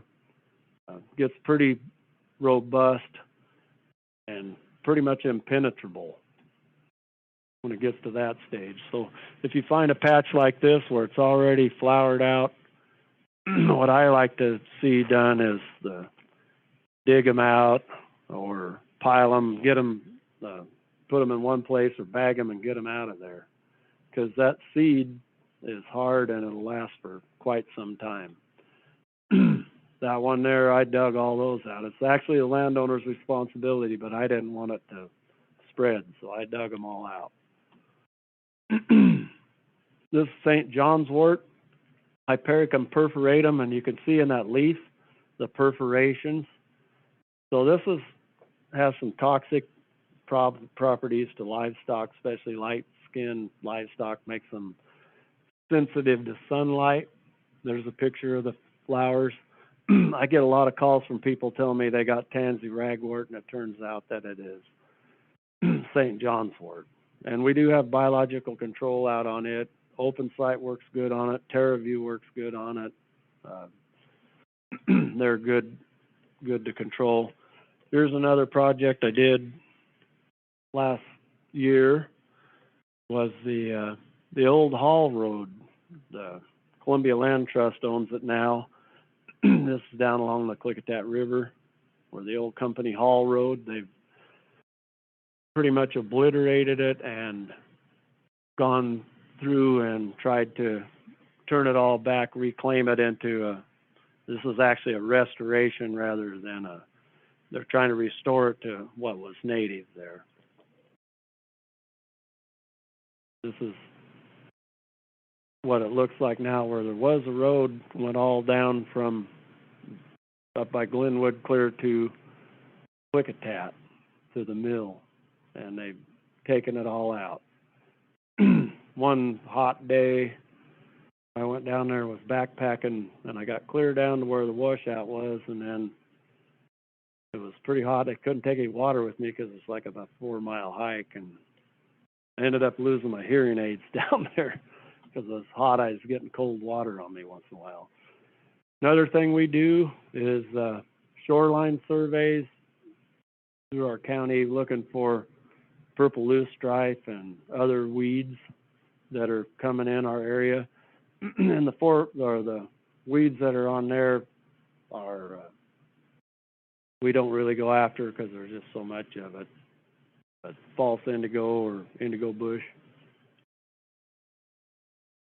This is Phragmites, common reed, they call it. It's a great big invasive grass. There's a lot of it up by Crow Butte, and we don't hardly have any in our county. There's a little bit showing up there by Alder Creek and then down by Roosevelt and a couple small patches. So every time we find a patch of it, we aggressively control it. This is Alder Creek. This is they call it a mitigation site for some work they did up by Patterson. So they chose the west shore of Alder Creek Inlet to control this indigo bush, and so they hired us to treat it, us meaning me. And so I treated it. They actually had I think a CCC crew or somebody came in and cut out a bunch of them, and then I treated the standing live trees with milestone, because you can go right up to the water's edge with a milestone, and it's real effective on indigo bush. So you can see there the treatment, how it knocked them down. It's not 100% because I didn't want to get any in the water, and there's a lot of other weeds in that inlet as well, with the fragrant water lily and dwarf cattails, and and now we've found there's flowering rush in there, which we have very little of in our county. That's me to the top of my waders. I found out my waders weren't as new as they once were. They leak quite a bit. So anyway, I was pulling the flowering rush because you couldn't really spray it very well. So I was trying to get out what I could out of there, and we'll kind of be monitoring that site this next year. We also work on the National Forest, and we work in concert with the Skamania County crew doing these different, they call them Mardon skipper meadows. There's a Mardon skipper they're trying to protect. It's an endangered or a threatened species in the state. It's a type of butterfly that works on this Cicericium.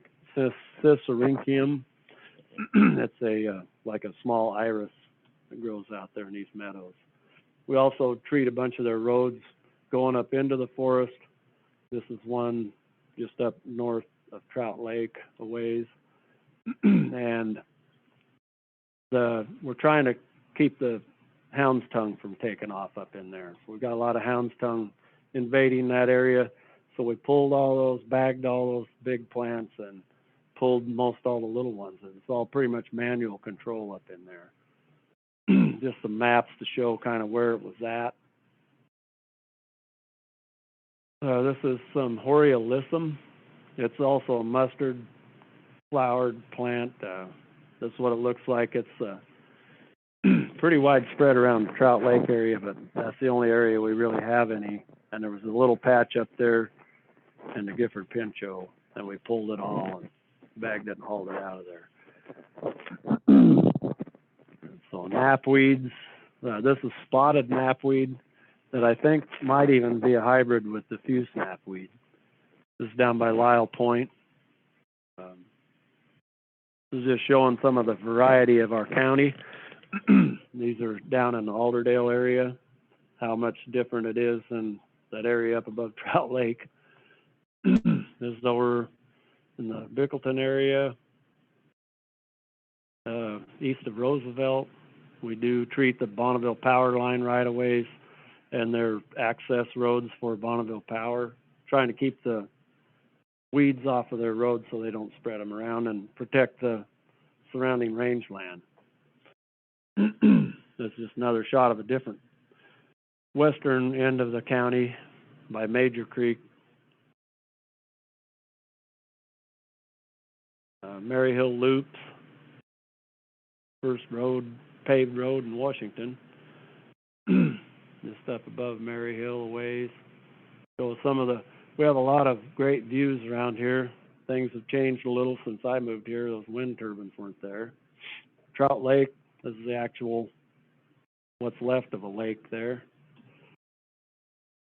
Oh, and I could point out too, that's about as small of amount of snow as I've ever seen up on Mount Adams.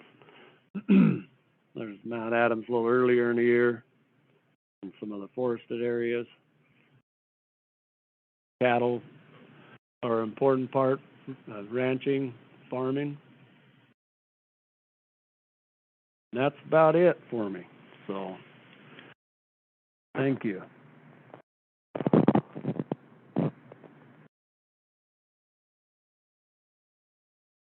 Hopefully everybody can hear that all right. Oh, Steve Cunningham wanted to see what pesticide use page. That was WSSA. I can get that to you, Steve. Anybody else that wants anything from me, contact me directly. You can reach me at my office at 509-773-5810 or Marty H, MARTYH at klickitatcounty.org. I appreciate it. Thank you, Marty. We appreciate that presentation. So we are a couple minutes ahead of schedule. I think that what we'll do is we'll take a break until about 1:55, so about 10 minutes. We'll hop back on here at 1:55, and then we will be hearing from Drew Lyon with WSU. Thank you.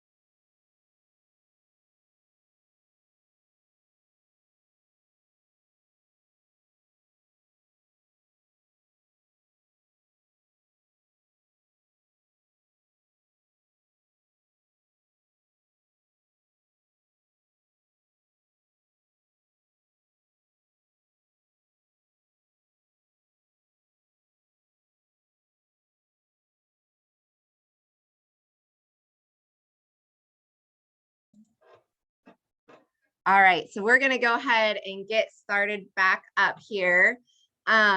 And I know there was some trouble. I don't think that the attendees were able to see the poll that I put up earlier to confirm attendance for pesticide credits. So I'm just gonna do a roll call, several roll calls throughout the rest of the meeting just to confirm that you're there. So if you are interested in getting your pesticide credits today, if you want to just put in the chat your name or here some way to let me know that you are still attending the meeting. This is the official roll call for receiving your pesticide credits. So please just type your name or that you're still there. Anything really just to let me know that you are still currently attending the meeting. Okay, so as you guys are doing that, we'll go ahead and get Drew Lyon on here to start his presentation. Drew, take it away. All right, let's see here. As the host has disabled participant screening sharing.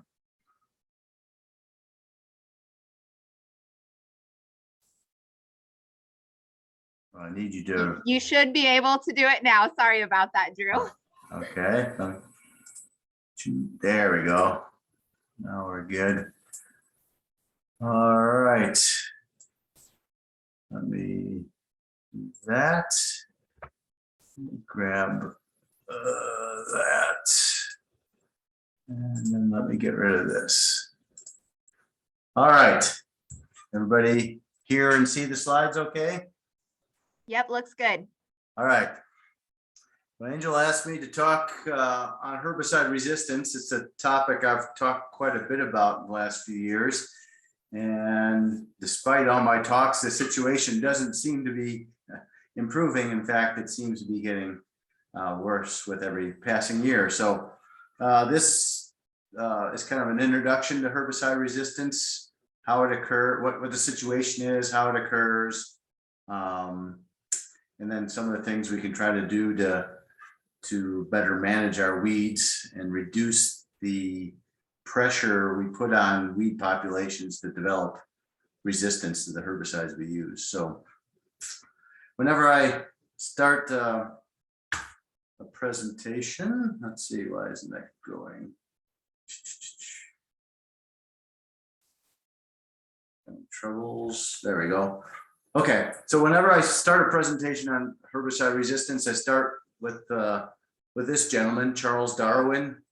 Most people have heard of him, kind of the father of evolutionary theory, scientific theory, probably the best defended scientific theory there is. And he's famous for a book he wrote that introduced the concept.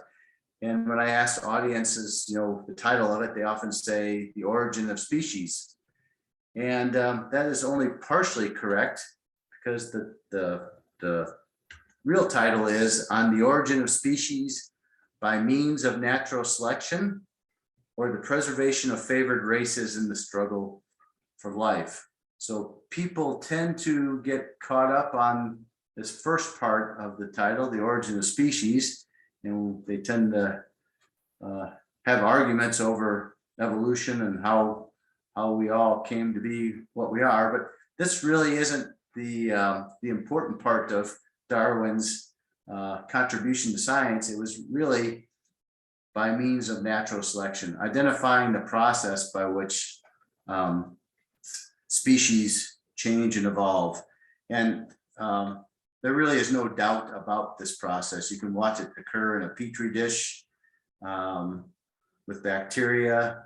You can watch it happen with COVID-19 virus in the environment. You can see it in fruit flies in a jar in just a matter of weeks. You can observe it all around. So the process of natural selection is very solid scientific theory, and it explains how species change and evolve over time. For natural selection to occur, three things have to be present. One, you have to have a struggle for existence. If life is easy, nothing's a struggle, everybody gets along, eats plenty, sires as many children or has as many children as the next person, you can't have natural selection. There has to be a variation in the population. So if every individual is exactly like every other individual in the population, you can't have natural selection. And that variation has to be inheritable. So parents have to be able to pass it down to their offspring. If you have all three of these things, and all three are necessary, then natural selection, the process of natural selection, can occur. This is a picture of a spring barley field north of Davenport, Washington, taken a year or so after I got started, just putting out some herbicide screening trials. This particular plot got treated with an ALS inhibiting herbicide, a group 2 herbicide. And the weed you see predominantly growing there is mayweed chamomile. A lot of farmers will call it dog fennel. And what you see in this population is that it's segregating for resistance. So we see some plants that are dead. We see some plants that are sick, might go ahead and die or maybe survive. And then we have some plants that don't look like they've had any effect at all on.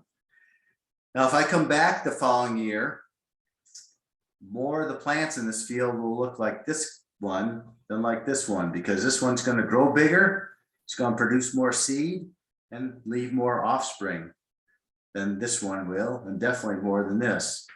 And if I keep putting that same herbicide or a very similar herbicide on this population year after year after year for multiple years, pretty soon, pretty much all the individuals in that field will look like this, and none will look like these.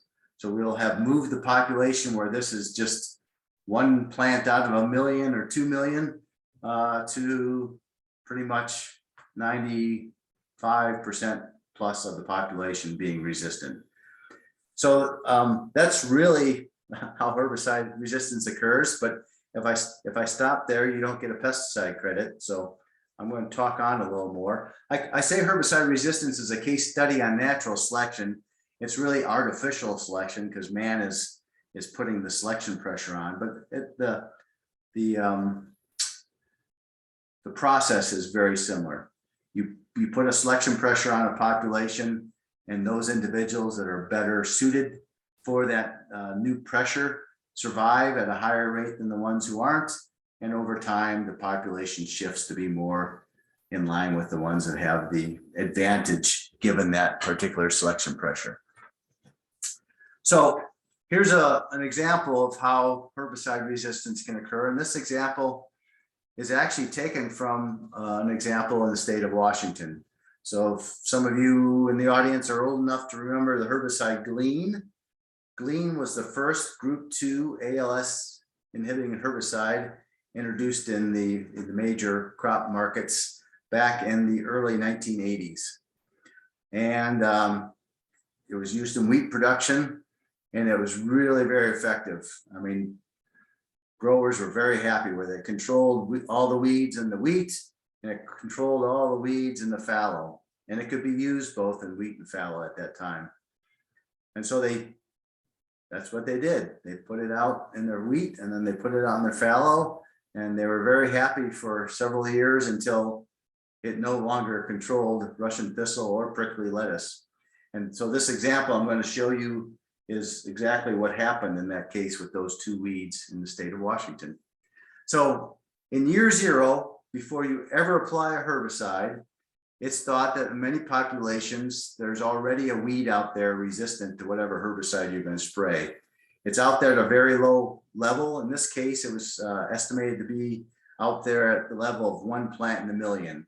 So that's 0.0001% of the plants had it. So mutations occur in populations all the time. And if they're negative mutations, they die out. If they're positive mutations, they tend to increase in the population. If they don't confer either positive or negative, then they exist at a very low level.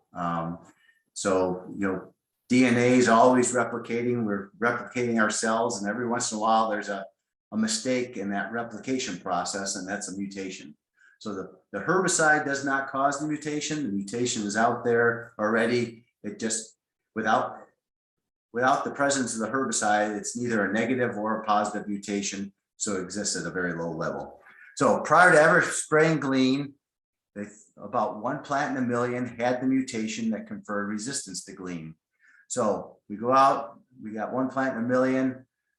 That's represented by this red plant here. The seed bank is pretty much full of susceptible seed. So compared to all the seed produced by those green plants, this one plant's not producing very much.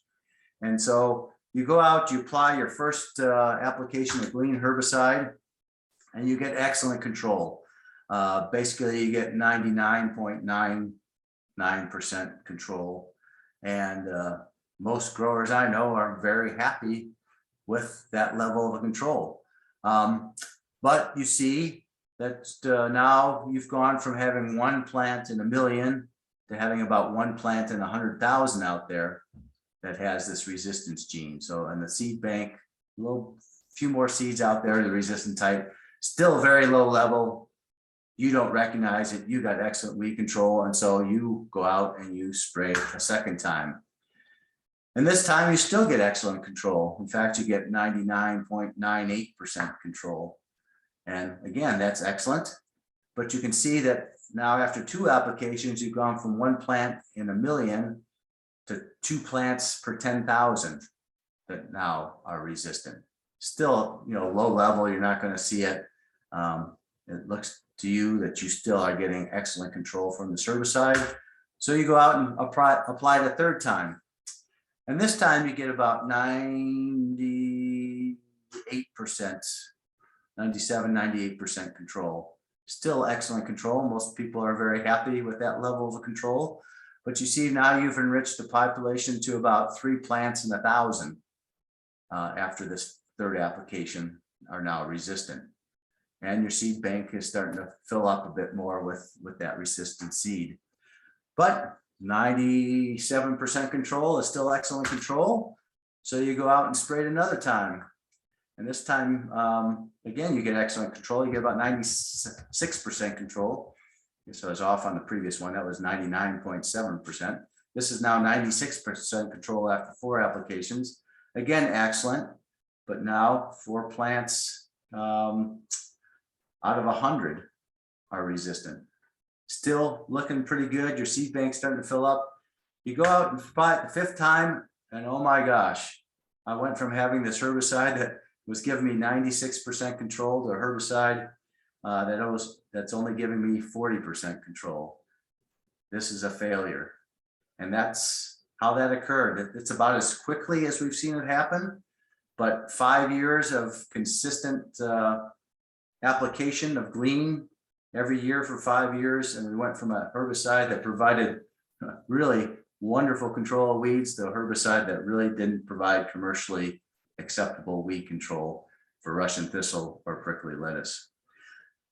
Now the statement down here says herbicide resistance cannot be reversed in a practical time frame, and maybe not ever. So that if there's a fitness cost for this resistance, you will never go back to having a susceptible weed to that particular herbicide.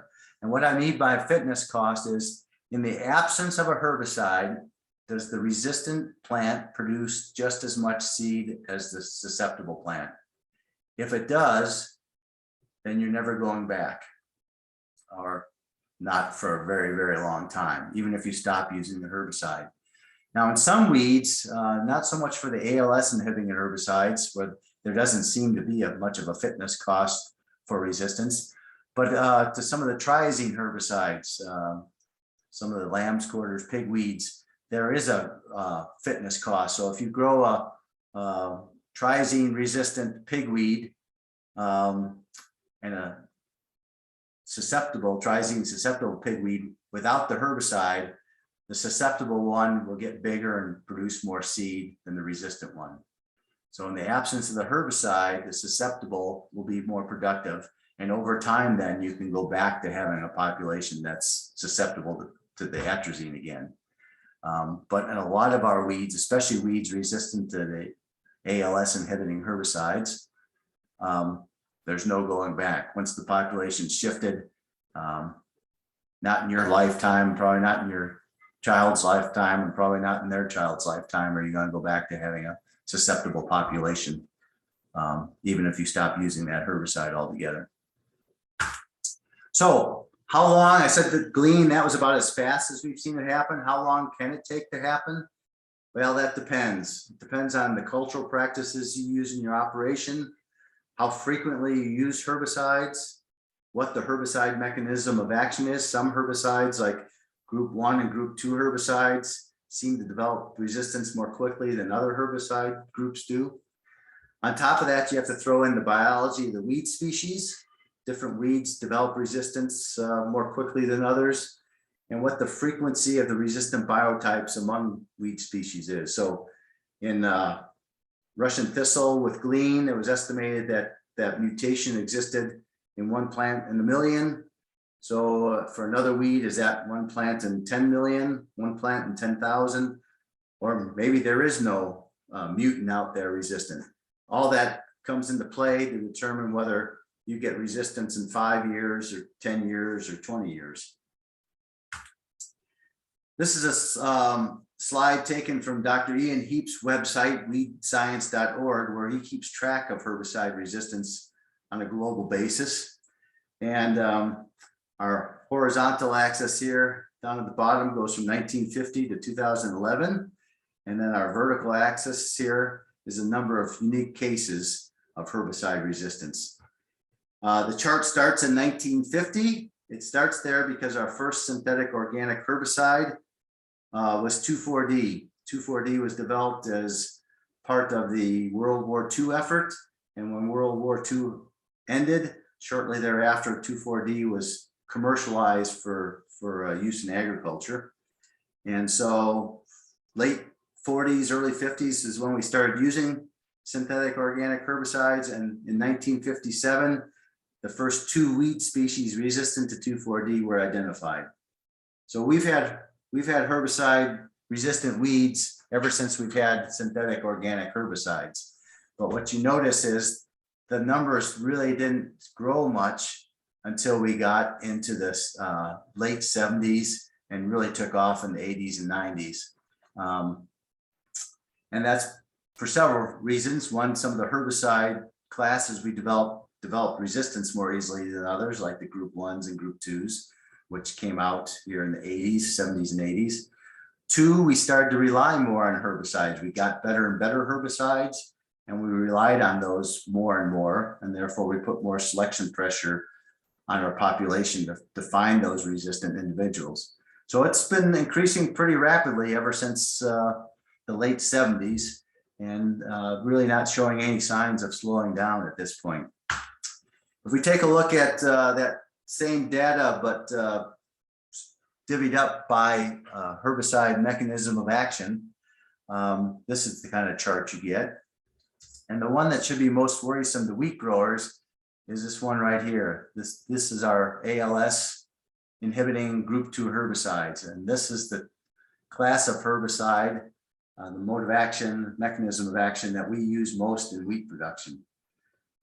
We use a lot of group 2s, or have historically used a lot of group 2s, because they've been very effective, but they are quickly losing their effectiveness because we're developing resistance to so many of them in so many different weeds. Here's our group 1, our ACCase inhibitors in the green. So that's almost about second place here. This is the one that catches a lot of publicity of late. This is group 9. This is glyphosate here.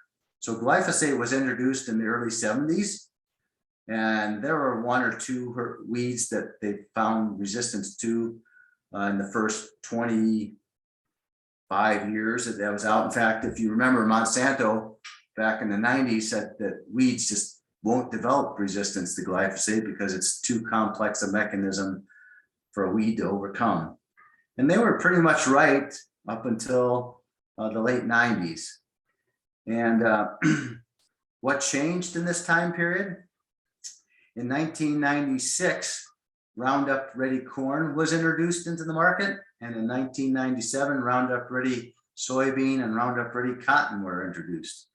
And as soon as those Roundup Ready crops were introduced, you could go from using glyphosate before you planted a crop and after you harvested the crop to using it before you plant a crop, a couple times in the crop and after your crop. So you put more selection pressure on and you put it on more and more acres. I mean, the corn and soybean markets shifted the Roundup Ready crops very quickly.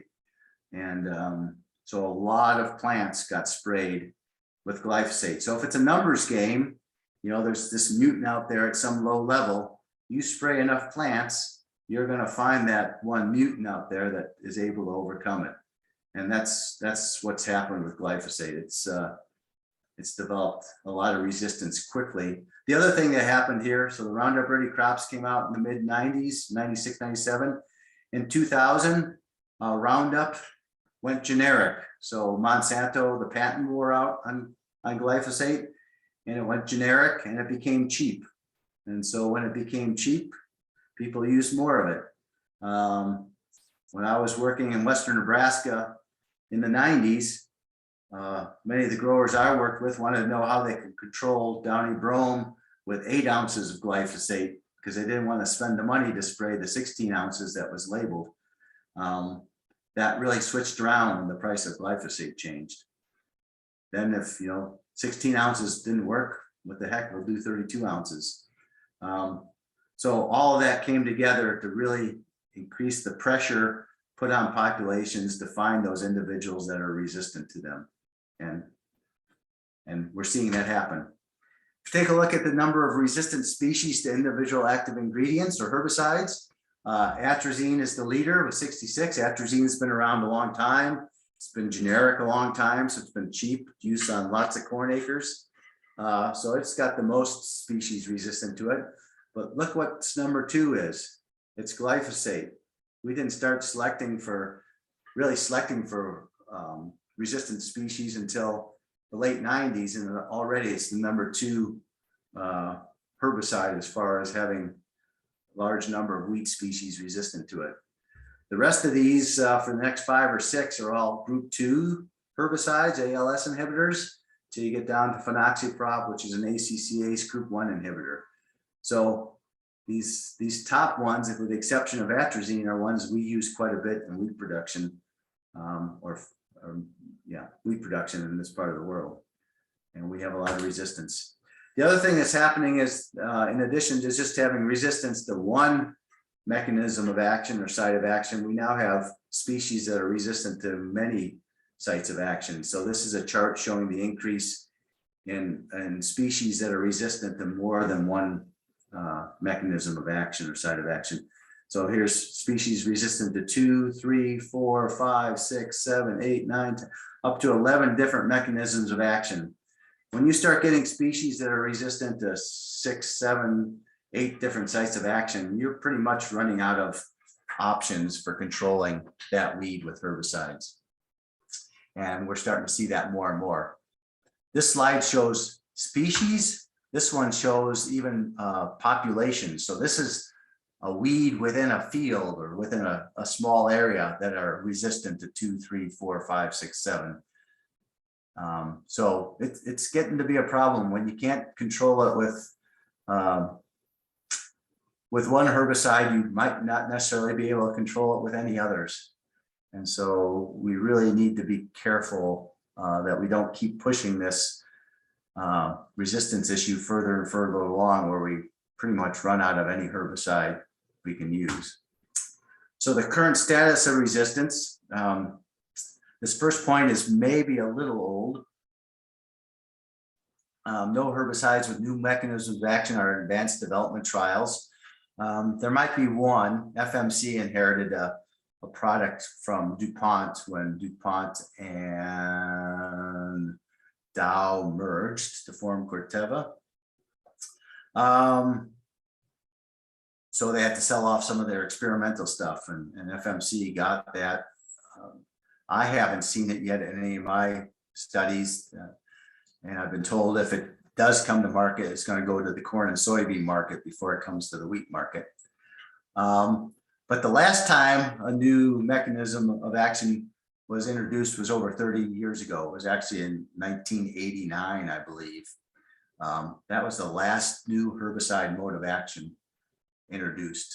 So we've gone a long time. We've had new herbicides, but they're of the same, within the same mechanisms of action that we've had for 30 plus years. So there's not a whole lot of new coming along. So when we burn through a product today, you can't count on having something tomorrow that's going to take care of your problem for you, which is what we've been able to do in the past. This slide kind of shows maybe one of the reasons for that. This starts back in 1975, runs through 2015. This line here shows new cumulative listing of new active ingredient, herbicide active ingredients. And you can see from the late 70s to the 80s and 90s that there are new active ingredients being added all the time. And they still continue, but at a slower rate. But before you can have an active ingredient, you have to have a patent. And so this line shows you the number of patents filed for new herbicide active ingredients. And they're going along at a pretty good clip here. And then after 1996, it just falls off a cliff. New patents just stop coming. And I told you earlier that in 1996, glyphosate resistant crops, Roundup Ready crops were introduced. Roundup Ready crops sucked all the profitability out of herbicides in the US market. Companies make money in corn and soybeans. If they can't make money selling products in corn and soybeans, they're probably not going to be in business. And so when Roundup Ready crops came, people couldn't sell the crops. I was a tech service rep for a company called American Cyanamid when I first got out of graduate school. And we had Pursuit and Scepter. We developed the imidazolinone herbicides, great soybean herbicides. We charged a lot, and people bought it like crazy. And it was a very profitable company until Roundup Ready crops came along. And now you will not find American Cyanamid around.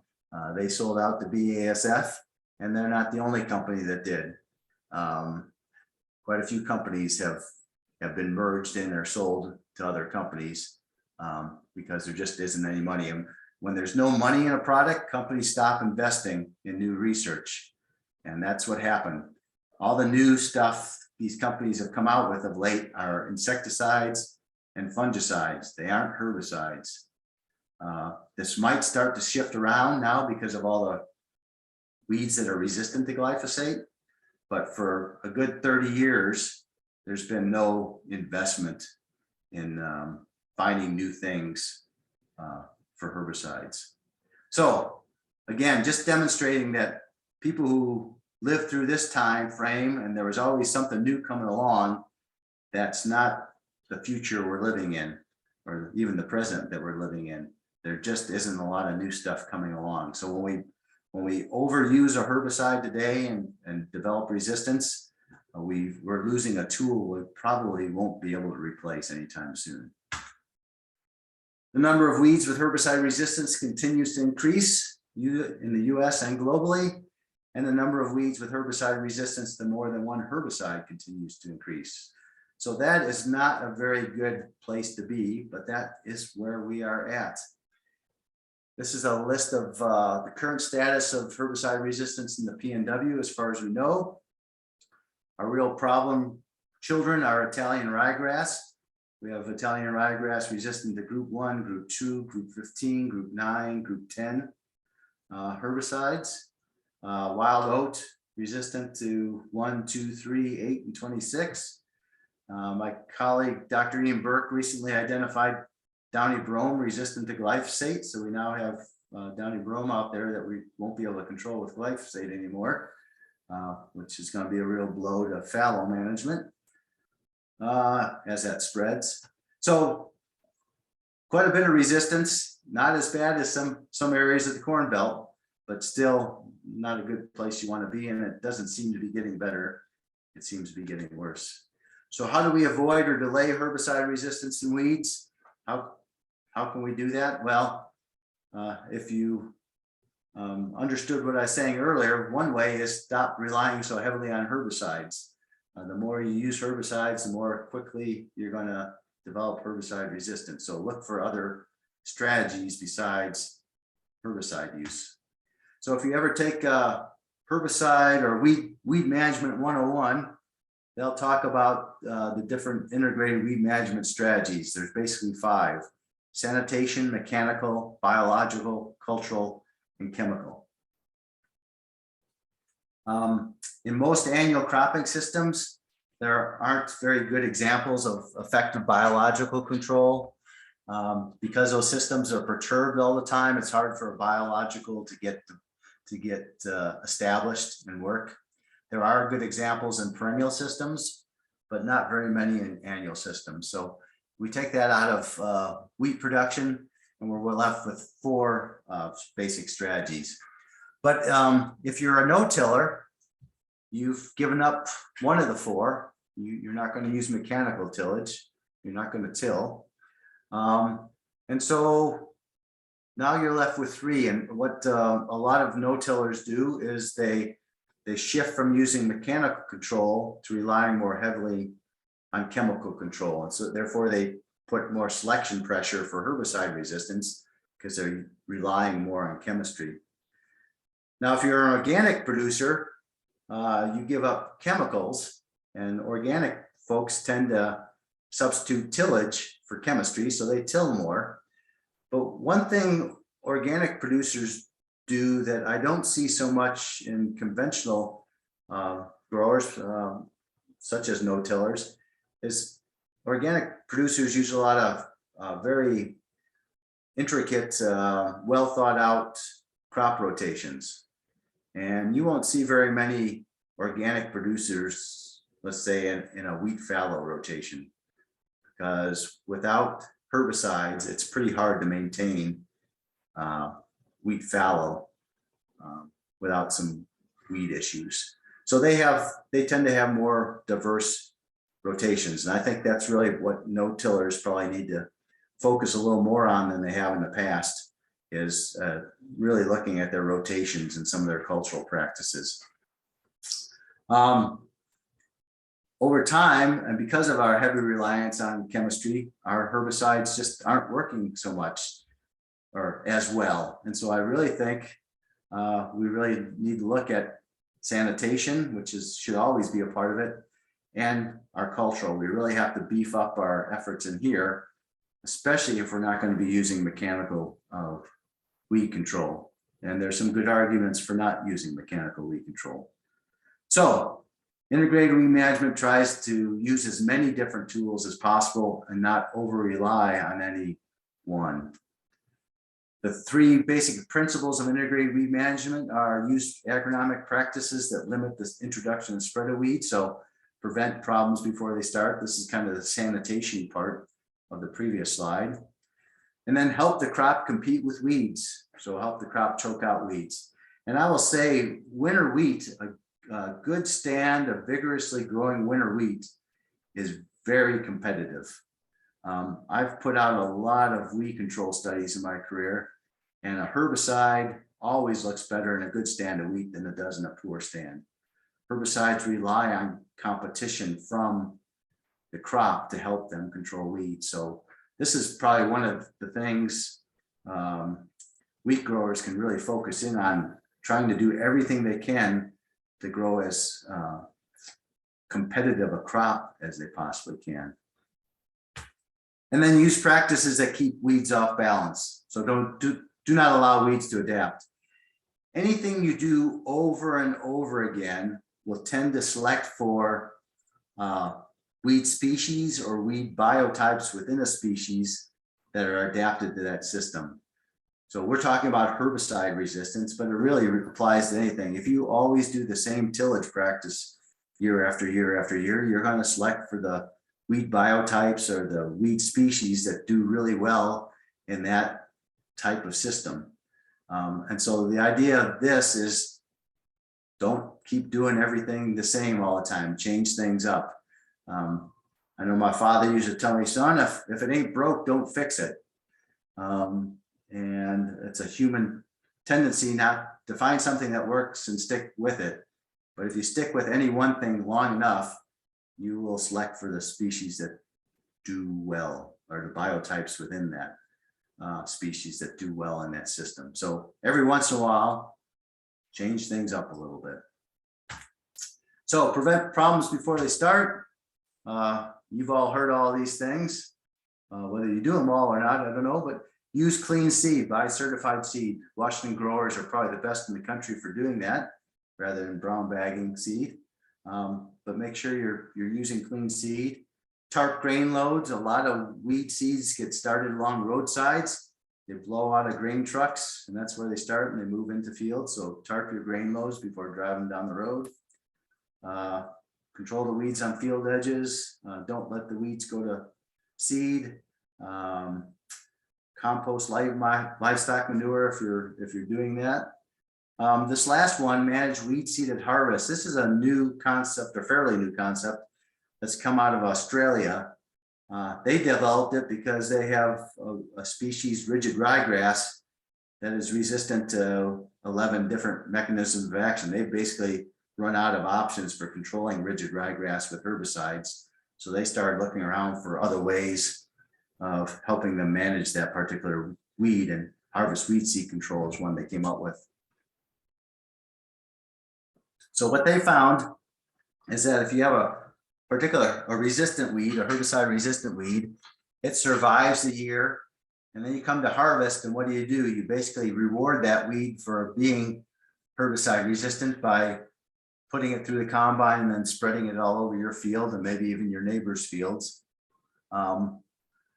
Because a majority of weed seeds that go into the combine exit through the chaff, and then you spread that chaff all over the field. So they started thinking, well, instead of spreading that chaff all over the field, what if we did something with that chaff where all this weed seed is to reduce its impact on the weed seed bank and on weed management.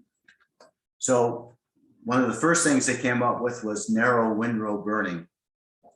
And they found that it was 99% effective for controlling two species that they really struggled with: the rigid ryegrass, the Lolium rigidum, and the wild radish species, the Raphanus species. So many of the Western Australian growers use this technique.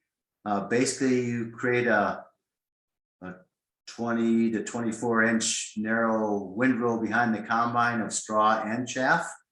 And then you come back afterwards, usually at night is when they did this, with low wind speeds and high humidity, and you burn the narrow windrows.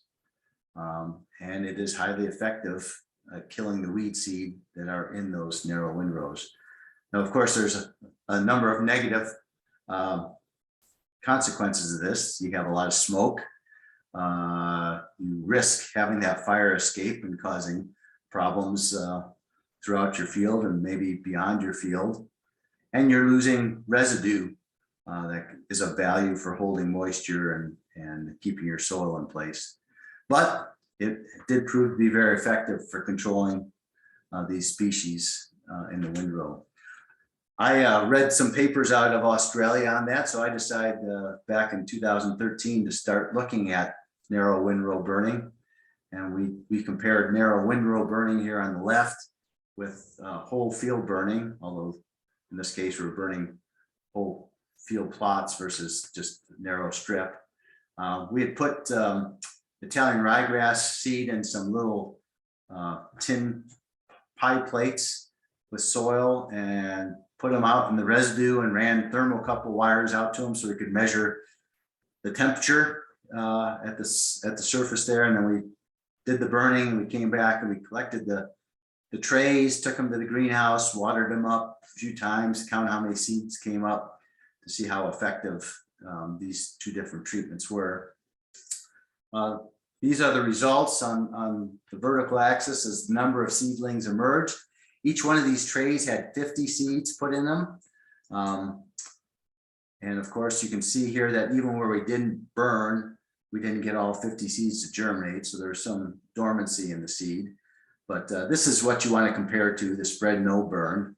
And then this is our treatments where we spread the straw and burn the whole area. And this is where we did narrow windrow burn. The blue bars is data from 2013 and the red bars are 2014. And what you see is the spread and burn, or the whole field burn, did reduce germination of the Italian ryegrass somewhat, but not a great deal. But the windrow burn really reduced it. In fact, this one plant that came up in 2013, we're pretty sure what happened is the seed fell down the side of the tray and really wasn't exposed to the high temperatures. So pretty much every seed that was in that windrow when it was burned was killed by the burn process. So why the big difference between spread and burn and windrow and burn? When I ask people this question, the number one answer is the windrow burn got hotter. And that may be the case, but my thermocouple wire only measured up to 200 degrees Celsius. So I think that's like 395 degrees Fahrenheit. And both the spread and burn and windrow burn went above that temperature. So above 200 degrees centigrade. So it could be the windrow burn was hotter than the spread and burn, but they were all both plenty warm. The real difference is how long they were warm. So the numbers above the bars are the number of seconds where the temperature at the soil surface remained above 392 degrees Fahrenheit. So in the spread and burn, it was 36 and 37 seconds in 2013 and 14.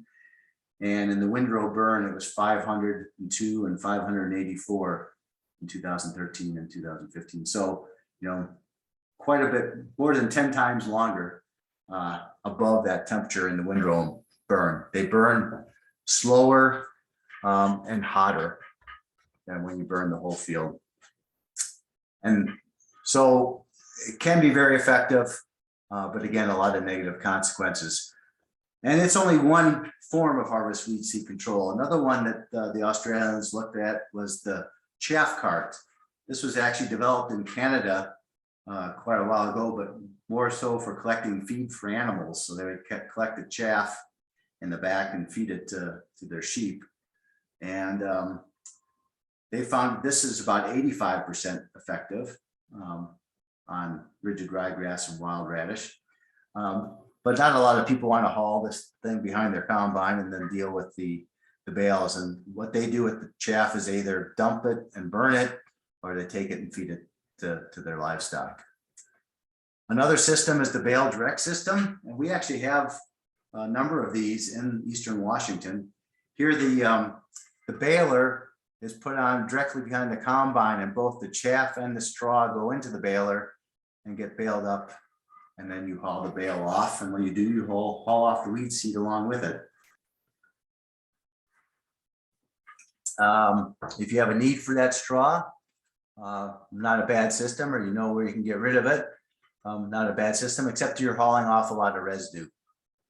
And so there's some expense to baling, and there's an expense to losing all that residue that, again, can be protecting your soil from erosion and contributing organic matter to your soil.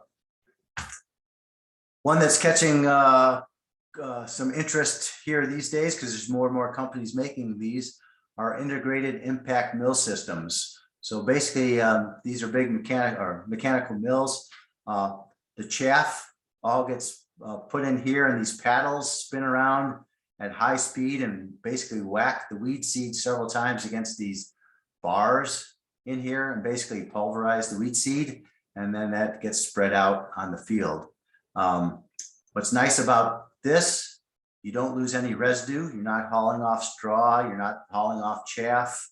You're spreading it all out. There's nothing to do after harvest. You don't have to come back and move bales or burn. So there's some real interest in this. The downside to it is it's fairly expensive technology still. Tends to require some horsepower. So you tends to go into the bigger machines that have the extra horsepower to run them. So expensive to purchase, bit expensive to operate. but I would consider this kind of the Cadillac system because it does an excellent job of destroying that weed seed, and it allows you to keep all the residue in the field, which is where you typically want it to be for its greatest benefit. So integrated impact mills, there's a number of companies making these. This is a seed terminator of a grower not far from Pullman here who has one. Harrington Seed Destructor is another one, the Seed Hog, and now Ready Cop has come out with one as well. So there's more and more systems, as there's more and more competition, and this technology gets figured out, it should become cheaper. So I think it's something to watch. And it may be something you might be interested if you can handle the upfront cost and the operational costs of it. Something that's starting to catch on in Australia because it's on the opposite end of that cost spectrum is something called chaff lining. So here you just basically do a little tin work in the back of your combine, and you make a narrow little row of chaff, and your weed seeds are all in that chaff. This is a very poor environment for germination. Some of that weed seed will die off. If it doesn't die off in the chaff, it's going to come up, it's going to be weak, it's going to be competing with other weeds that are in that chaff, and there'll be weed to weed competition, more of that, and less weed to crop competition. And if you want to come back with a spray later, you can come back and just spray a small portion of your field rather than spraying your entire field. So cheap to implement, maybe not as effective as the integrated mills I just showed you, but I had an Australian grower. I was over there in 2019. He said, all you need is a pile of scrap iron, a welder, and a little bit of time, and you can put together a chaff lining system. So this is catching on, something very similar to that. This is the back end showing the kind of the funnel. You also put a baffle in up here to keep the chaff and the straw separate as it comes down. The chaff basically goes in here and comes out here. And then there's chaff tram lining. And here it's similar to this, except here you have these conveyor belt systems that carry the chaff out and put them in the wheel track. So a lot of Australians use controlled traffic. All their machinery is sized so they can drive down the same track time after time with all their equipment. These tracks tend to be fairly compacted. So you have a bad environment for plant growth there anyhow. And now you throw this chaff and this weed seed in there and you have a really poor environment. And again, some of the same things you can do here. You can come back and spray your wheel tracks because that's where the weeds are going to be, and avoid the others. A little more expensive than chaff lining, but gets it out in the wheel track if you're using a controlled traffic system. I'm not aware of too many of these in Eastern Washington. The topography makes it a little challenging at times, but it is something that's catching on in other parts of this country as well as around the globe. Now, one thing that has to be true for harvest weed seed control to work is that the weed seed still has to be in the head at harvest time. So if it's already shattered on the ground, it won't go through the combine and won't get processed with the chaff. Or if the plants have laid over and you can't get them to go through, pick up with the cutter bar, then it's not going to go in the combine. So in the case of the Australian weeds, they found that a high percentage of their seed was still in the head at harvest time. But the question is that true here in the Pacific Northwest or not? We've been looking at it in Italian ryegrass for a number of years. And this is some work my research associate, Dr. Mark Thorne's been doing, but basically going out from about the time he thinks the head's full and collecting plants and seeing how much seed is scattered, and then watching that up until harvest time, which was around the 1st of August in 2017-18. And this is across 3 different sites and 3 different slope positions at each site. This is average across that. And what we found is by harvest time, we only have between 40 and 50% of the seed still in the head. So about half or a little more than half is shattered already. So that reduces the usefulness of harvest weed seed control. It still is going to have an effect. you're just not going to see it as dramatically as you might if 90 or 100% of the seed is still in the head. These harvest weed seed control systems are really catching on in the Midwest, where they have problems with Palmer amaranth and what's the other one? Water hemp, which have become resistant to glyphosate, and they just can't seem to control it. Those two weeds hold almost 100% of their seed still in the head at harvest. So the harvest weed seed control is really getting to be popular there. May not be quite as useful here, at least for Italian ryegrass. My colleague Judith Barrasso down in Pendleton also looked at a few other weeds. One of them was downy brome at a number of sites in Washington and then in Northeast Oregon. And the data is a bit messy because it really depended on the year and the site. I took that data and put it into a table format, which makes it a little easier for me to see, but seed retention percent on July 15th, which she was calling the average harvest date, and when it began shattering. And I've highlighted the one where with the highest seed retention at harvest and the lowest. And you can see for downy brome, it really varied. We had some site years where it was quite high. Seabark, that's near Pendleton. That's the Oregon State Research Center there near Pendleton. One year they had 87% of the seed still in the head at harvest, 81% at Dixie in 2017, almost 80% down in Adams County in 2018. So those numbers look really promising. But then we have some like here, Seabark in 2018, Pilot Rock, where it's 4 and 5%. And what she notices in the wetter, cooler years, there's more seed in the head at harvest than in the drier, hotter years, which seems to make sense. So downy brome might have some potential in some years in some locations to be really have harvest weed seed control be very effective on it. If 80% of the seed's still in the head, you can really see an effect much more quickly. On average, though, across all these sites and years, only about 43% of the seed was retained at harvest time. She also looked at feral rye or volunteer rye and in a number of sites. Again, some variability, but maybe quite a bit less than in downy brome. And what she found here is anywhere from 34 to 70%. So more consistent, average about 54%. So over half still in the head at harvest. And so I'd say feral rye, and I don't know, I know this is a big problem in Douglas County and in Western Lincoln and Adams counties. I don't know whether it is down in Klickitat County, but if you have feral rye issues, it might be a good candidate for harvest weed seed control. Makes a bit of sense because what volunteer rye or feral rye is basically cultivated rye that has no longer been cultivated and basically become wild and is becoming more weedy with every successive generation. In a cultivated cultivar, you don't want your seed to shatter, but as you get more weedy, there might be advantages to it. So downy brome possibly, and feral rye might be a good possibility for harvest weed seed control. Again, not the whole answer, but as part of an integrated weed management system could really help. I always say, what would happen, do you think, if you only relied on harvest weed seed control for weed control?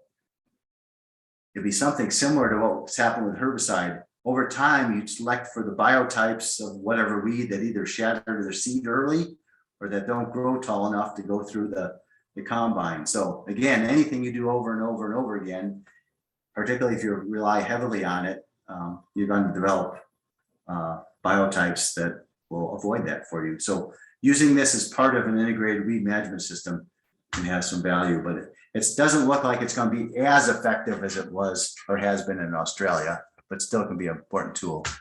Choke out weeds. This is doing everything you can to grow a competitive crop. So get the fertilizer placement and timing so it benefits your wheat more than the weeds. Generally, that means placing it where the small wheat plant can get it before the weeds can get it. Use the higher side of seeding rates rather than the lower end. If you can, use as narrow a row spacing as your system will allow. Again, if you're possible, shallow and uniform seeding. This is basically to get that plant up earlier. The quicker it comes out of the ground, the quicker it's competing. Use high quality seed. Big seed tends to come out of the ground faster than small seed. And well-prepared seed bed. Dr. Aaron Carter and my colleague Ian Burke, they're working on trying to identify traits in wheat that make them more competitive with weeds. So they're looking for wheat types that cover the ground more quickly, get out of the ground more quickly. And I think you'll see that becoming a strategy used more and more as herbicides become less and less effective over time.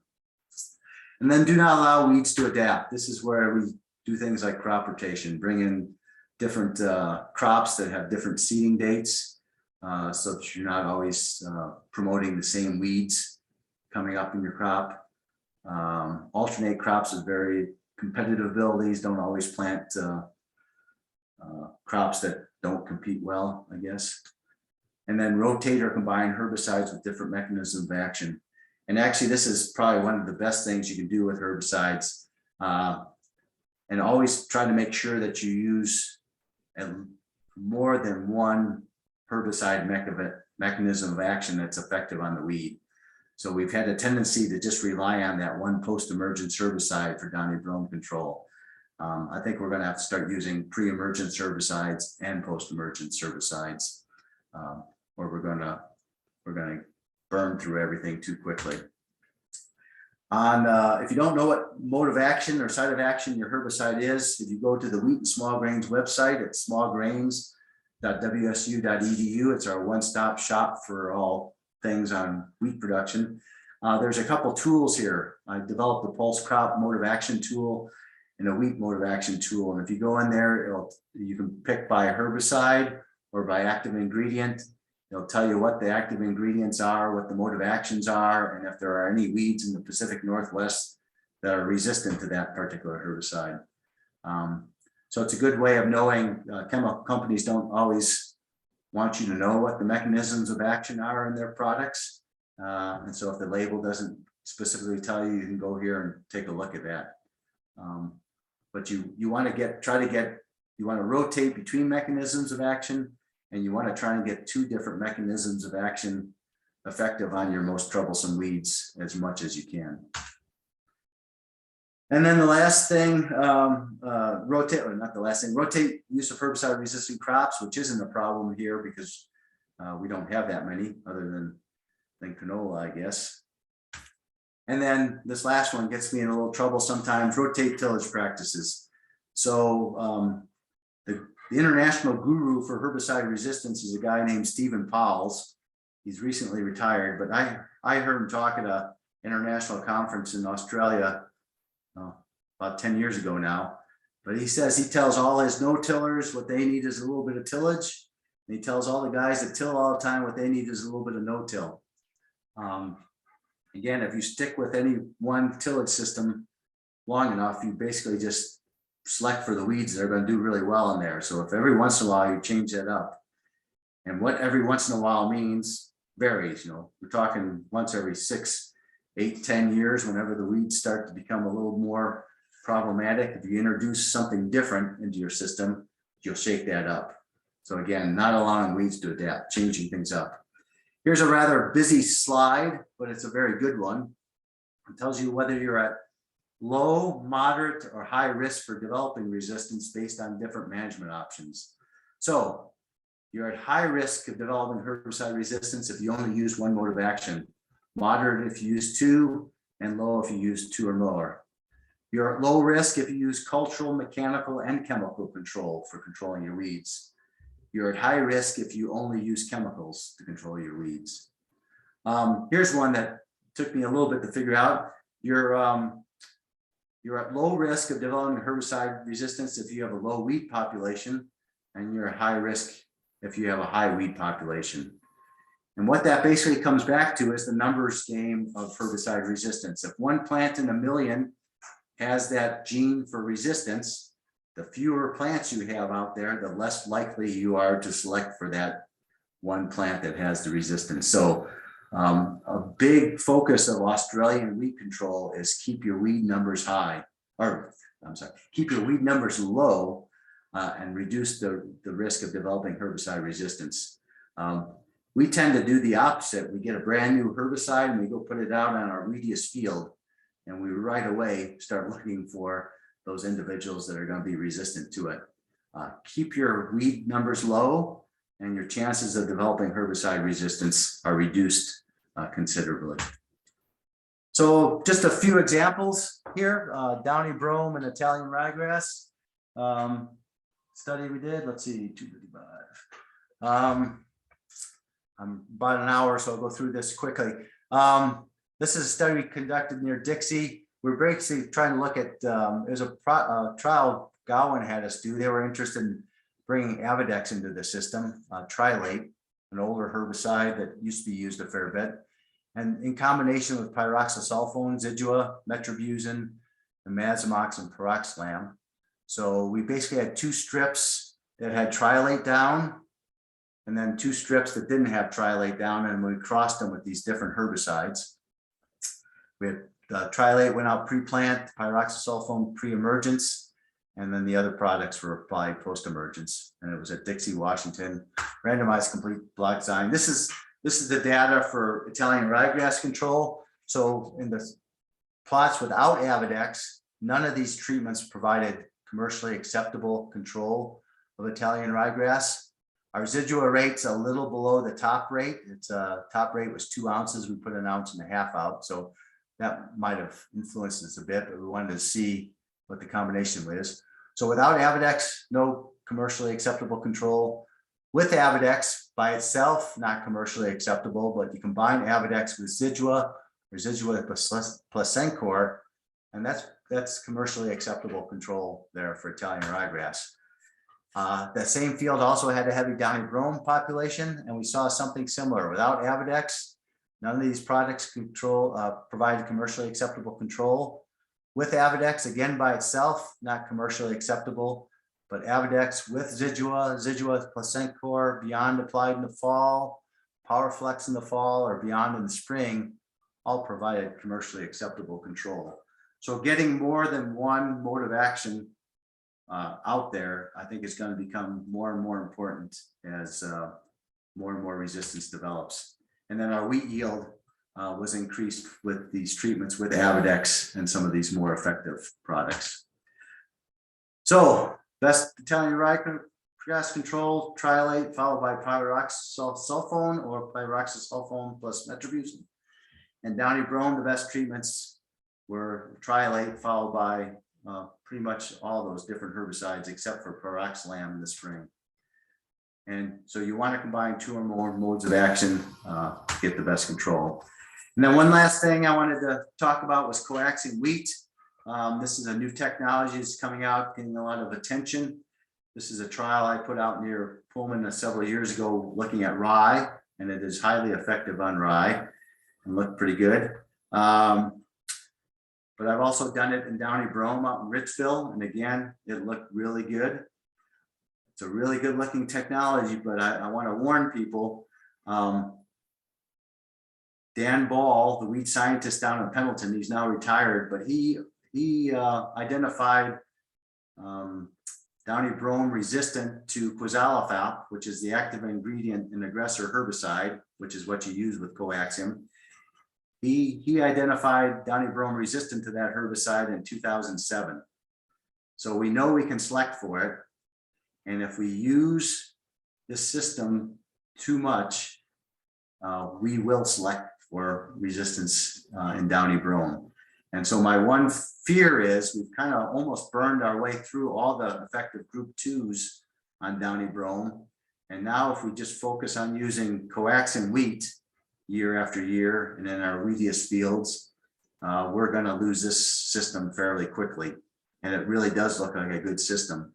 So I really suggest that when you use this system, you also use a pre-emergence herbicide. Don't rely just on the Axiom or the aggressor. Put down Axiom, Zidua, Anthem Flex, maybe Avidex, Fargo, but get a pre-emergence down to help you with the downy brome. and then come back with a post. If products like Outrider, Olympus, PowerFlex still work for you, they're not working for a lot of people anymore, but if they still work for you, you come back with that. Or if you're in a clear field or a coaxium system, come back with posts there. So try not to do it just with aggressor and coaxium wheat. And then the label allows you to use it, what is it, twice in 6 years. I would suggest not using it more than once every 3 years. So if you have a good rotation where you don't grow wheat, but every 3rd or 4th year, then I think every time you grow wheat, you could probably use coaxium wheat. But if you're in a wheat fallow system, don't use it back to back. Use coaxium and rotate to Clearfield or a standard variety where you use pre-emergence and some other things to control it. Substitute winter canola, glyphosate tolerant canola or fall sown pea for one of those winter wheat crops so that you have 4 years in between your winter wheat crops. And then if you do have any pulses in your rotation, don't use Assure 2 because the active ingredient in Assure 2 is clozalofop, which is the same active ingredient as in Aggressor. But Aggressor is the only thing that's labeled for use in wheat. Assure 2 is not labeled for use in wheat.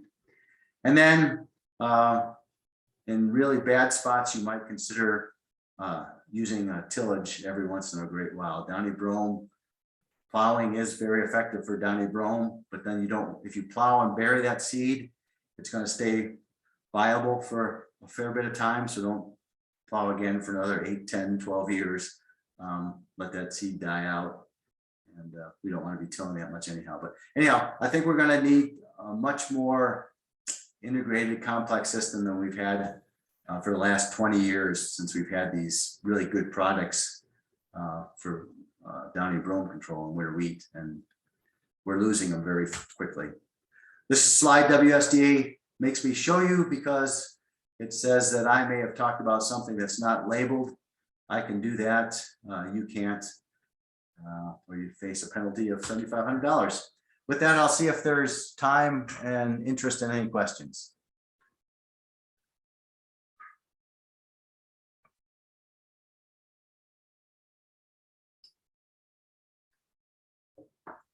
None?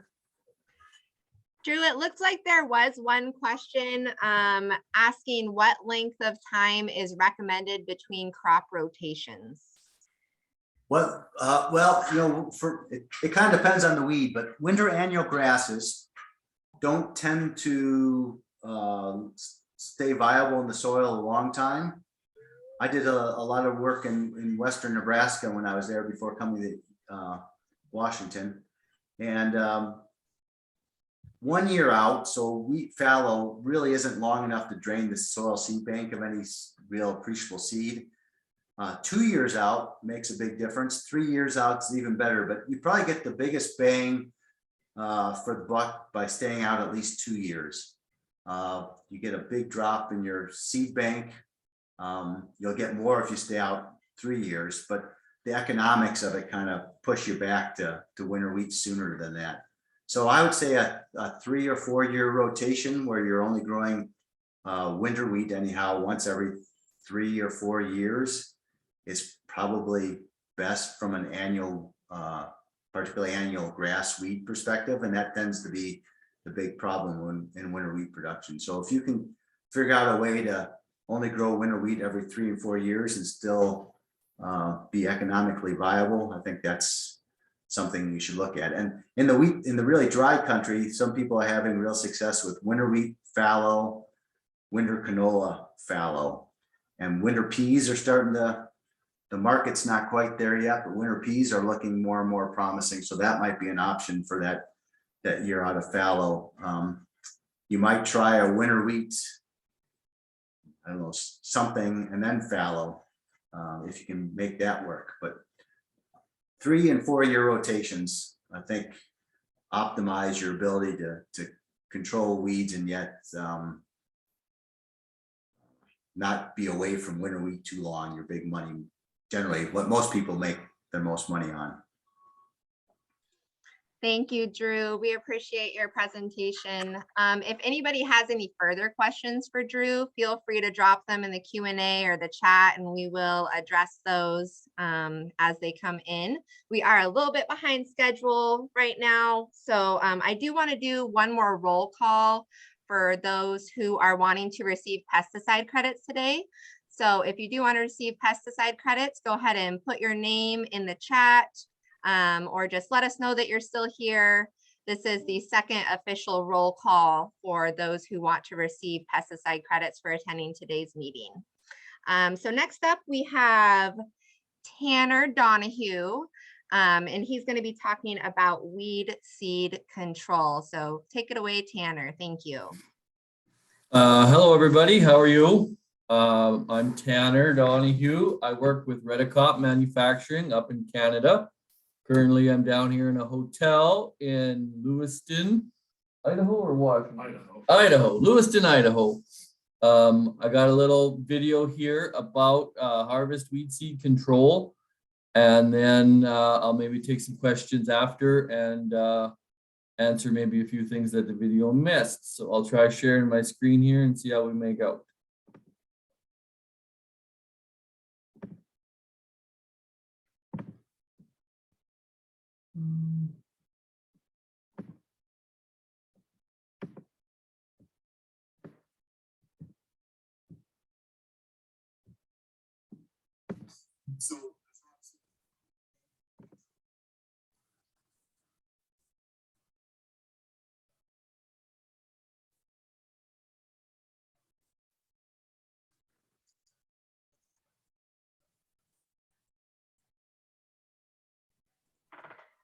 Tanner, we're not hearing the sound for the video. You're not getting the sound.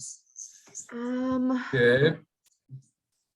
So when you screen share, there's a little box that you can check. Let's see here. Close that. So if you click share screen again, and then the screen will come up that will give you which screen you want to share. There should be a little box at the bottom that says optimize for video clip. Yeah. And that should do Hear it. sound. Okay. All right. Now I need to find my video again. I think I closed it.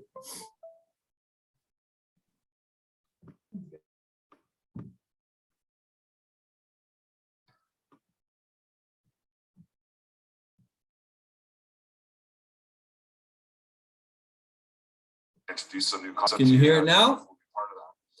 So, as Rob said, Yes, we hear it. We just don't see it. Okay. You see it now? Are you screen sharing? Yeah. Maybe try, maybe try to stop screen sharing and then redo it and make sure that you're sharing the right screen.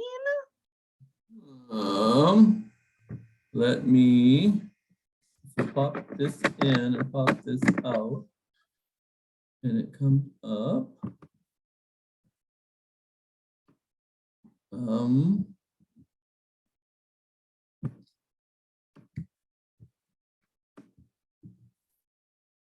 Yeah, it doesn't come up on my list now. If I close this and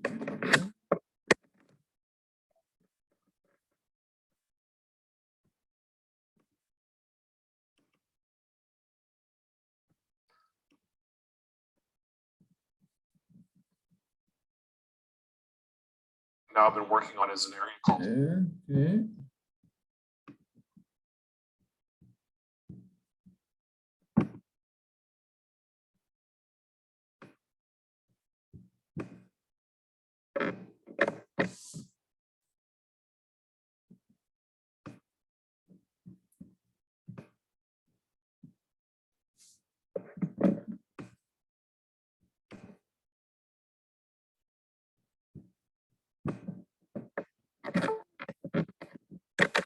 We do see one of your screens now that you're Mm. navigating through. Okay, you see that? Yes, See the video? yes. Now All let's see right, if we can hear it. okay, about there. Can you hear it? Yes, we can. All right, Thank you. you bet.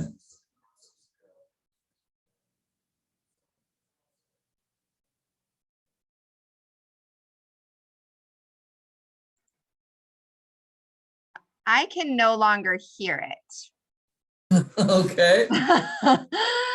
Interesting. When you first Yeah. started playing, I could hear it. You could hear it or Mhm. whatever.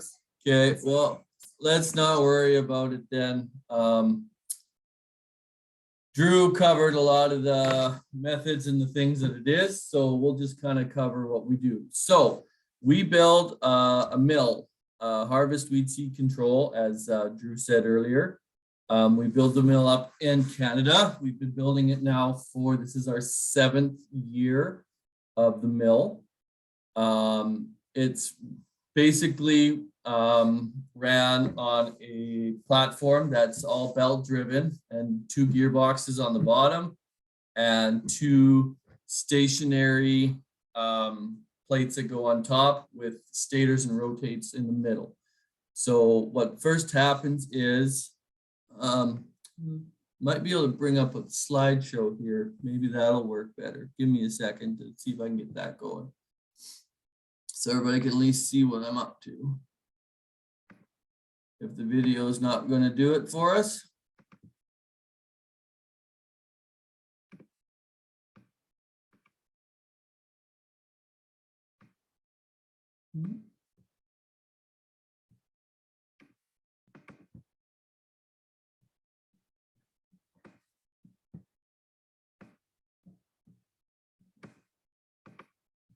Can you see that?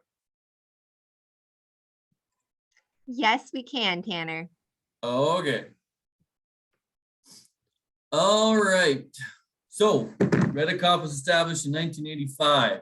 Our primary business was chaff carts. We also moved into rotor upgrades, chopper blade replacement kits, and then went on to full choppers, as well as weed seed harvest, weed seed control. There is about 45 of us now. We are employees in 4 different continents, and we are located in Saskatoon, Saskatchewan, for any that don't know. We have about 200 Redicop dealers across the world. We have sales in Canada, US, Brazil, Australia, South Africa, Russia, Kazakhstan, Western Europe. Redicop technology is currently on 35,000 combines worldwide. That's sort of the business where we're at. The products that we have. Get rid of this little square here. Down there. Okay. That one. So residue management. We'll start there first. So the best way to get the best out of your crops is to make sure that you are spreading the full width of chaff, the width you're cutting. So if you have a 30-foot header on your combine, you want your chaff to go 30 feet. The best way this is achieved is A, have sharp blades, and B, feed the chopper correctly. So what I mean by feed the chopper directly is Walker combines did this wonderfully. As the chaff comes up through the feeder house, it's spread evenly across the combine, goes through your concaves, good, up through, and then rides back on the straw walkers and falls into your chopper perfectly evenly. When rotary combines came out, they have a tendency to pick one side or the other side, just depending on the rotation of the drum and where it happens to land, especially now with a lot of these new combines having self-adapting fins in them that are adjusting, kind of like AI in a combine. So it's making its own decisions as you're driving down the field to hold the grain in longer, let it out faster, so on and so forth. It's dramatically changing where your chopper is getting fed. So the best way to kind of figure that out is to climb up underneath your straw hood. And if you paint a green line, or whichever, red, orange, just take a spray can, right on your chopper hood, spray it, and then go do a pass down your field. And when you come back out, stick your head back in your combine and see where the paint's wore off. So you want to feed it as evenly as you can. And I know it's tough, but sometimes you need to make, off your beater, little divider plates or something, an angle bar, just to kind of help direct your flow. And once you're feeding your chop in evenly, you're going to dramatically help your chopper do the job it was designed to do, which is chop and spread. So with us, we can hit up to 45 feet. We have choppers available with 4 or 8 row cutting knives, and we're not too worried about that. We'll not worry about that. So we covered that. Redicop SCU. So this is where we're going to start. Harvest weed seed control is another tool that will help manage the weeds in your field. As it was said earlier, it was started in the 80s, but really ramped up in the early 2000s. All the herbicide tools that are effective out there, chaff carting, as he said before, tram lining, bale direct, the mills, are all effective ways to do it. As you've seen these slides earlier, capital cost to get started in something like this is usually around $1,000, not a giant investment on the farm. Capital cost to get into the tram lining, you're usually looking at a purchase cost of about $25,000. But in the Pacific Northwest here, you can see that not a lot of people are driving in the same tracks all the time. Just geographical issues kind of prohibit that. But those that do this, and there are a lot more people up in Canada starting to try to do controlled traffic, driving on the same thing over again. So this will be a viable system, and is a lower cost point to get started in it. Full out chaff carts, capital cost is usually around about $60,000 to purchase one of those. It'll feed into the chaff cart. And then, like I said, can either be dumped on the edge, burnt, or fed. In Australia, it's fed to sheep. A sheep's stomach will kill all germination in weed seeds, or basically any seed. The acid in their stomach devitalizes it. Unfortunately, up here where we're more cattle than sheep, that is not the case. Cattle will tend to spread it around and not really devitalize it for you. But bale direct, it's about $300,000 to get involved in that, and you need to have a purchaser for the hay. It works a little better in Australia. The Japanese tend to buy a lot of the hay there to feed their own cows on Japanese island, where here shipping and things make it a little more prohibitive to make that work. The mills, capital cost is usually around $100,000. This will range a little more. I know it goes as high as 120, and you get into the weed hog and stuff, and then get down to about the 75. Kill rates are important to pay attention to when you are looking at something. You get down into, let's say, a weed hog. Their kill rate ends up somewhere in the, I think the last paper I read, in the 65 to 75 range. And you get up into the higher kill rate stuff or the higher price stuff, they're usually closer between 95 to 100. So it's just important when you are looking at purchasing an impact mill or a grinding mill of some sort that you know where your kill rates are, because usually the cheaper it goes, your price or your kill rates usually drop. Oh, that's Canadian dollar. I'm telling you these prices in. So for you Americans, you'll have to take your 25% off is usually about where it lands. Estimated cost an acre. So there again, this is in Canadian, and some of this come out of Australian, and we just changed it over to acres. But if you kind of look, the burning is a little higher price because you are burning those nutrients off your crop, off your fields. You look at your chaff deck tram lining is in your cheaper range because it costs to go in and not high maintenance cost, and the nutrients are tending to stay there. Same thing with a chaff cart, you're removing some of that chaff and the higher price to get involved. Bale direct being the most expensive, obviously, and then impact mills come in around there. So that's kind of a brief summary there again. Adoption rate in Australia. Currently, this was in 2018. I think this was done. The recent one I've just seen has been more currently around 75% of all farmers have some form of harvest weed control going over there. And it's forecasted, apparently this year, we're supposed to be up to 95, which some of the take rate we've been seeing, that is headed that direction for sure.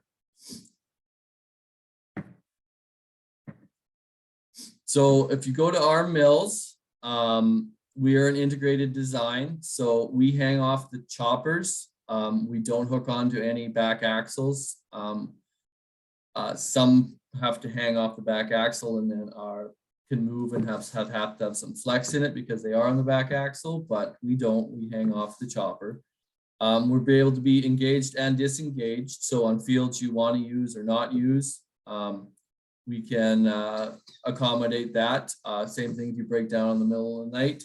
We're all mechanical drive, no hydraulics, and one belt.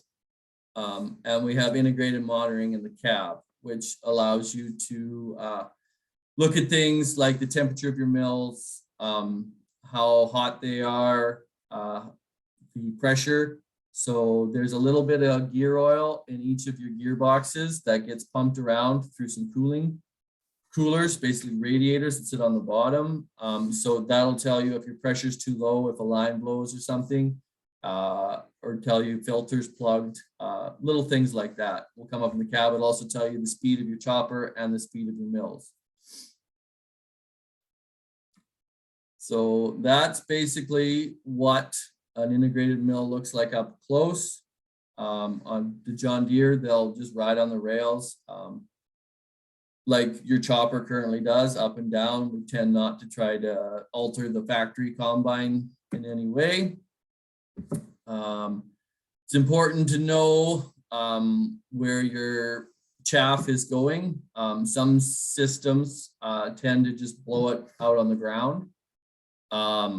Some systems try to join it back in the straw stream so you get the full spread across the width of your combine or your header. So there's different ways that can happen. Some of the limitations are the system works best, they say, on a vane tailboard because it can join back up and do the whole width of the spread. You get to some power cast tailboard options. They are limited to being tipped down a little bit, so they'll just spread as far as they will.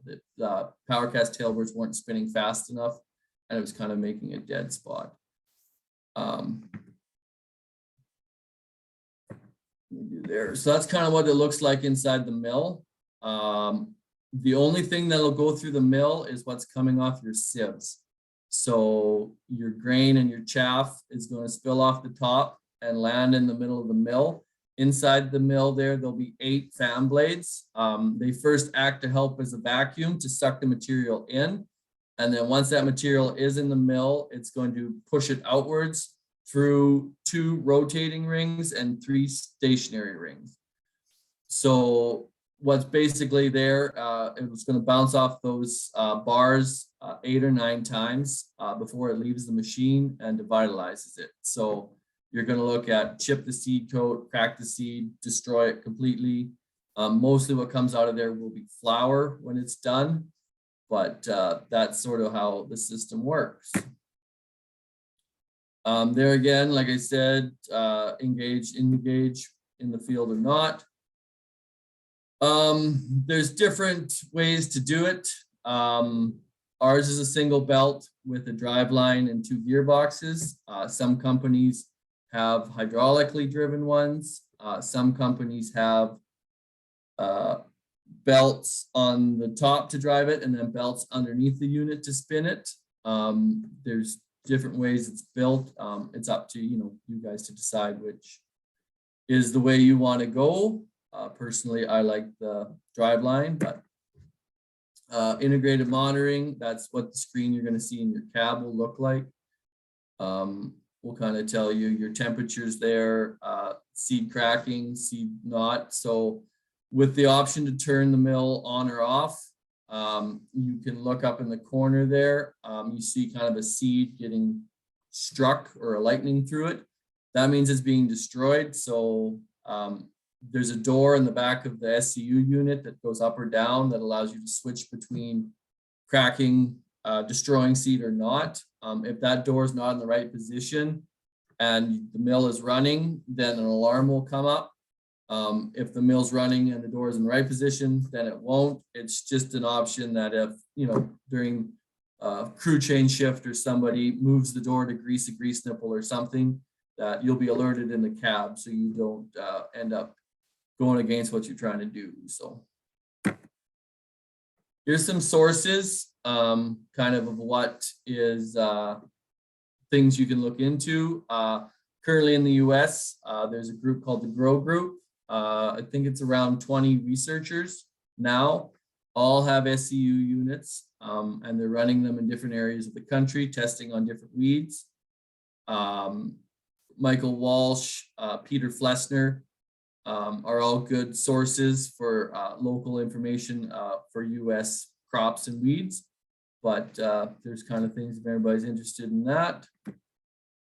And yeah, that's basically the gist of it. I guess I can go to any questions. My video was about half an hour, but it didn't work for me. So I kind of breezed through it there. So if there's anything anybody would like answered or things we can go over, please feel free to chirp in. And then if not, I guess I'd like to say that down here in this area, North Pine Ag or Chuck Schmidt are dealers and representatives down here for the units. So if you have any questions either, you can turn over to Chuck and he can help you out or point you in the right direction. So I guess, is there any questions that we can answer? Okay, and Chuck, yeah, if you want to see him, contact Chuck and he'll come.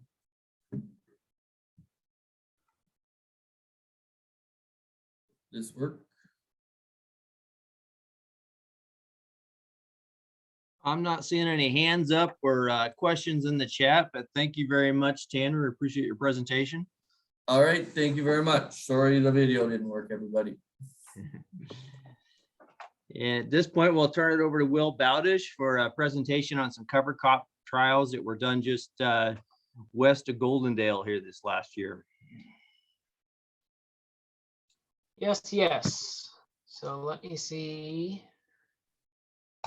this one, if I believe. Share. Oops. Hold on. Pushed the button wrong. Okay, there we go. Everyone see my slides?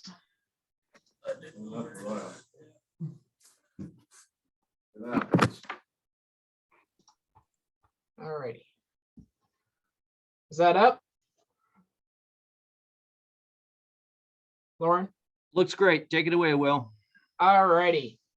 So this is my presentation on everything we did this year. As all of us would probably confer, it was definitely a year of trials, but luckily for us, some of them weren't human. So who I am, my name is Will Bowdish. I had my wife work on one slide here. I'll let anyone guess which slide that was. But born and raised here in Goldendale, graduated Goldendale High School, went to Walla Walla Community College, earned a degrees in crop and soil science, animal science, ag business, another certificate or two, and some irrigation and electrical classes before coming home to a town job, which I still am at. Got married to my high school sweetheart, and hence I'm related to at least a few of you in the audience there. And this is our new addition, Wyatt, who's 8.5 months old. And as Grandpa loves to complain, he has more time in the swather than Grandpa does this year, but that's okay. So, all right, so where we came from. Going over just the history of our tillage practices in the past. We have not bottom plowed probably once in the last 15, 20 years. What we did, we had 2 orchard grass fields we took out, we chiseled one, plowed another, and still found we preferred chiseling over the other. So we've been chiseling for a lot of years, breaking up those plow pans. And prime example that something happened, tilled field on the irrigated ground. Years ago, you go out and right after you watered, of course, it was loose and you'd sink down to that plow pan. So you only sunk down about yay far. Recent years, you go out there to the same tilled field and you sink a lot deeper. So if you do get something stuck now, it's a lot worse than it used to be, but that can be a good thing, I guess. After chisel pass, which was always done in the fall, spring chiseling or any deep tillage in the spring was rather pointless. It just dried down the soil to whatever depth you tilled. And so we found that spring tillage, deep tillage was pointless for a long time and only did it in the fall. Next pass, we tried both a cultivator and a disc, depending on when. The disc we had available at the time was only 14, 15 footer versus 30 some foot cultivators. And we found they ended up doing about the same job over the two, and the cultivators were just a whole lot less maintenance and a whole lot faster. And so we always went the route of the cultivators versus a disc. Now, after doing that, and we almost always did 2 passes, alternating directions, just smoothing out the field, removing any furrows or anything like that. After that cultivator pass, you'd end up with a really loose, fluffy topsoil there and a lot of clods, in especially Dad's place. We had a lot of clods everywhere, just the soil type and stuff. So we ended up packing a lot of ground, unfortunately. We never really had the best packer in the world, so we used a cultipacker a lot and put a lot of acres on cultipackers over the years. For seeding the drills, we had the gamut of old John Deere 8-foot drills, the LLs, LLAs, LZBs, HZs, all those, nothing fancy. Monocultures, for seeding, we did wheat, barley. We did do a fair amount of both grain barley and hay barley. We've been doing those for years. And then the perennial stuff, we did orchard grass. Weed problems, actually most of these have come up, although not goat grass. I'm kind of surprised thus far, but dog fennel has been a growing and bigger problem, mostly on the irrigated. Goat grass and Syrah rye on both irrigated and dry land, and morning glory, as everyone else has on the dry land, to no end. Fertilizers, typically did, if we did barley, it was about 50 pounds of N. Wheat was closer to 80. Always did the 6-to-1 ratio is historically what we did. Mostly aqua, shanked in.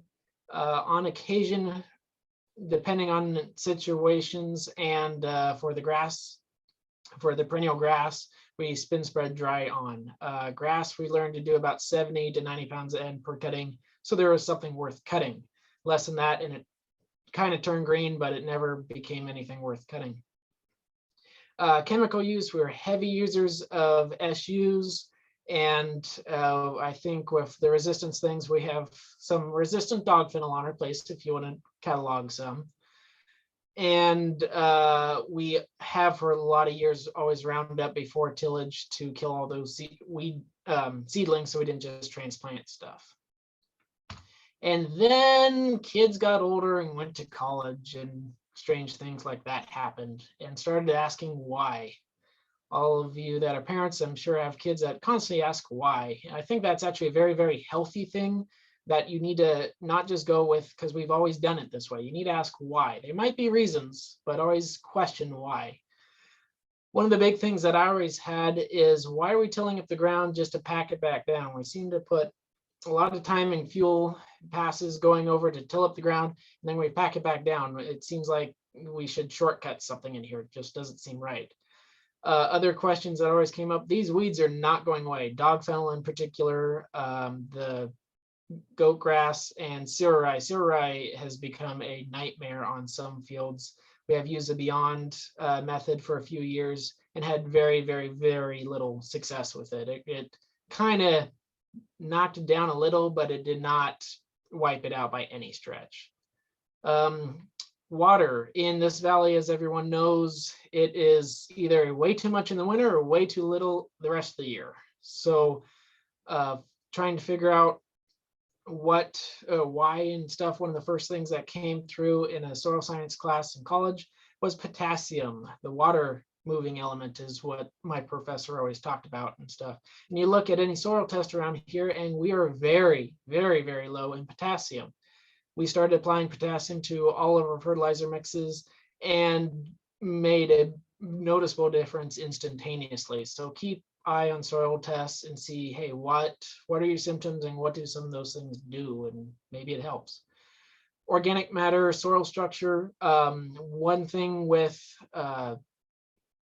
organic matter, there's of course everyone's talking about how do you get more organic matter to prevent the erosion, prevent all this other stuff. And so just thinking, well, how do we do that? How do we go about it? And soil structure.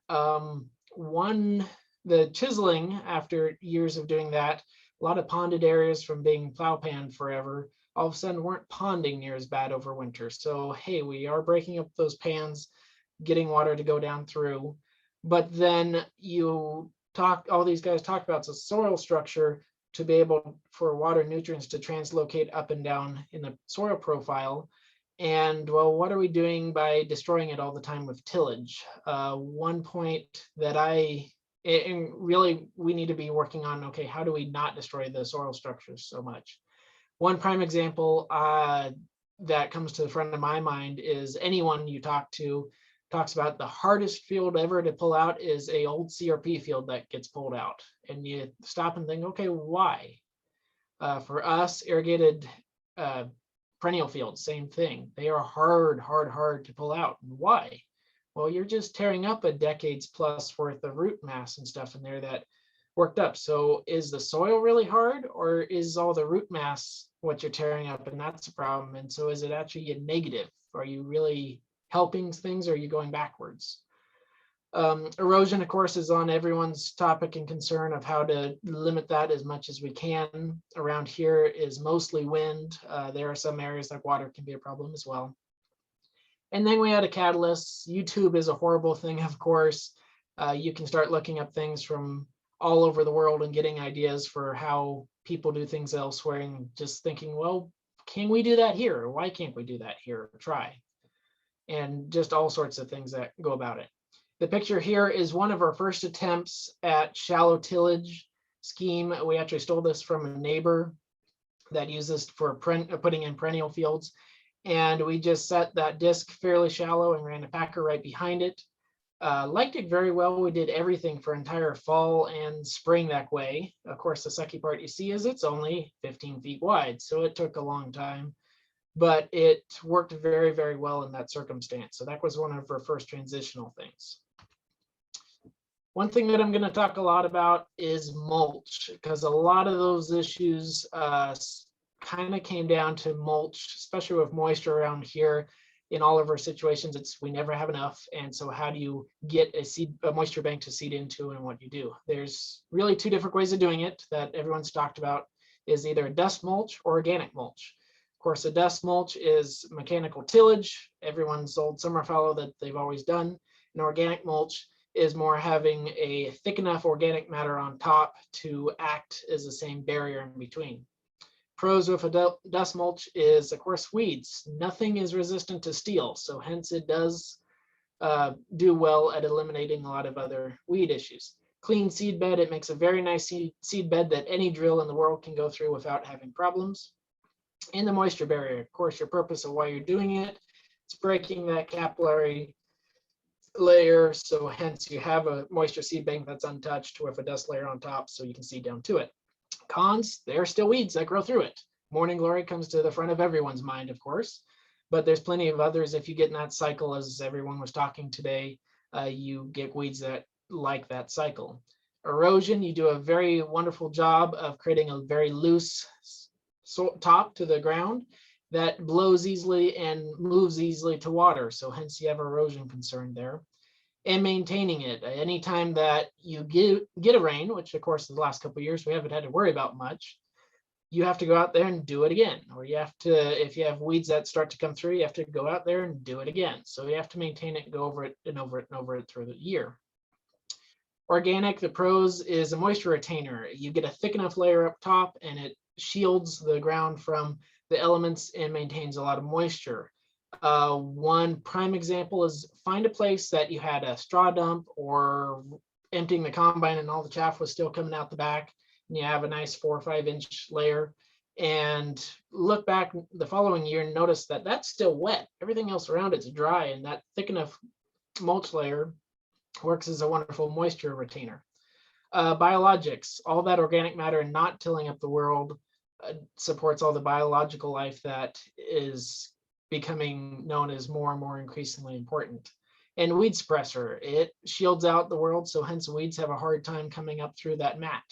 Now, of course, it's a weed suppressor, it's also a crop suppressor. So how do you get your crop to come up through that when you work so hard on getting it there in the first place? Creating and maintaining it, especially in these dry climates where we can't grow a whole lot every year, how do you create that thick of a mulch to actually functionally do the job, and how do you maintain it? You have to notice your practices. You don't go out there and rake hay in that, because then you wipe away all your mulch on top.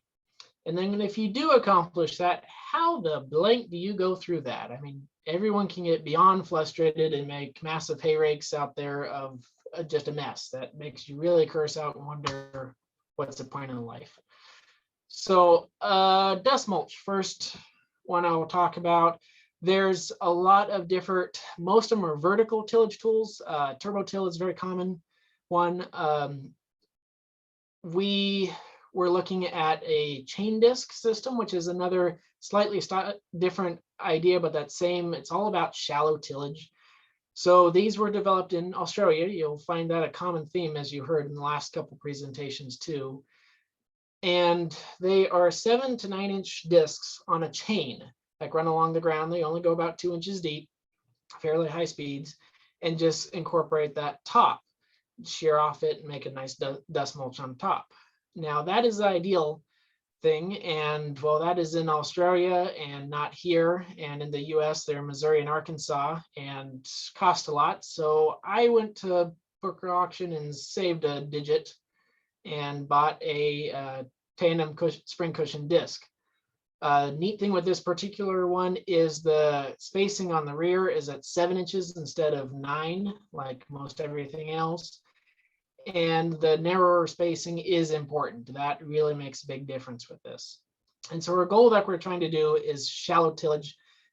Anyone will notice that the deeper you till, the depth that you till to is the depth that your moisture dries down to. So why do you really want to sink that to China when you have to reach that seed with seed somehow? So the goal was to go as shallow as we could. Kelly disc is able to do it in about 2 inches or so. I was only able to go down to about 3 or 4 inches before it actually got even enough. You'll see here in the bottom left picture, that's one pass across wheat stubble. And you still see all those furrows in there, and that was just, it didn't work enough. We did on the right, you'll see a second pass, always again at an angle. So it's different planes going across that, and it makes a nice smooth layer with a pretty nice, healthy, trashy fallow mulch on top that's only a couple inches thick. Key to this is you have to spend your time leveling out your disc. Make sure all your bushings are all, worn bushings are all taken care of. The wings are level. It's level 4.5, because I mean, you need that thing as level as you possibly can.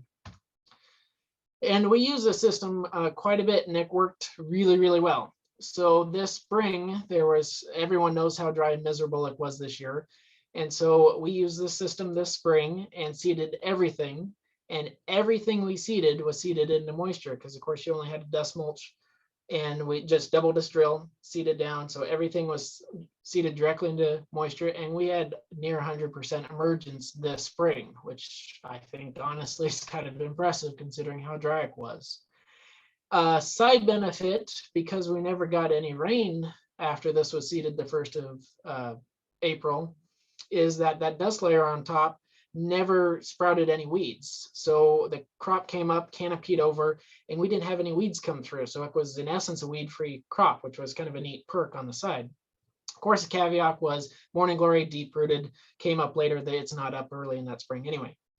And given this environment, so at Centerville on dry land this spring, we pulled off 30 bushel spring wheat by doing this, which I think is pretty impressive that we had a crop to harvest, because a lot of spring crops just flat out weren't even worth harvesting this year. So I think that really, really proved that how well it worked.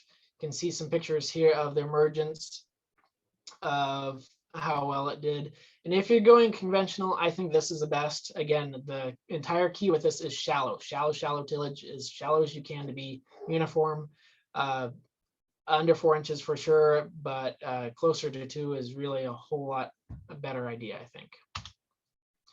The other way of doing this, of course, is organic mulch. Now, what are you trying to accomplish? You're trying to accomplish a really, really thick layer of organic matter on top to shield the soil from the elements. Now, how do you do this? You have to grow a massive biomass and flatten it. A couple ways of doing that. Roller crimper, we are trying to figure out a way of doing that. That is another one that's one of those $1,000 a foot implements that only are back east. And so hence we have not bought one or invested in that, and trying to figure out how to create one in that scheme. What we did, because we have cows and made life a lot easier, was intense grazing. So we grew several different fields this year and intense grazed them through them. They knocked them down pretty heavily and then moved on to the next. I know a lot of you going, well, there's still feed there. Well, yes, but remember your goal, you're trying to shield the soil and you have to give something to get something out of it. And honestly, at least our fat pampered cows, when you got to this layer here, they started turning up their nose and say, hey, I want something fresh. So they moved on their own about the perfect timing. And the other way that everyone in the world is pushing for is no-tilling. Up here in the upper right, this is actually that 30 bushel spring wheat stubble.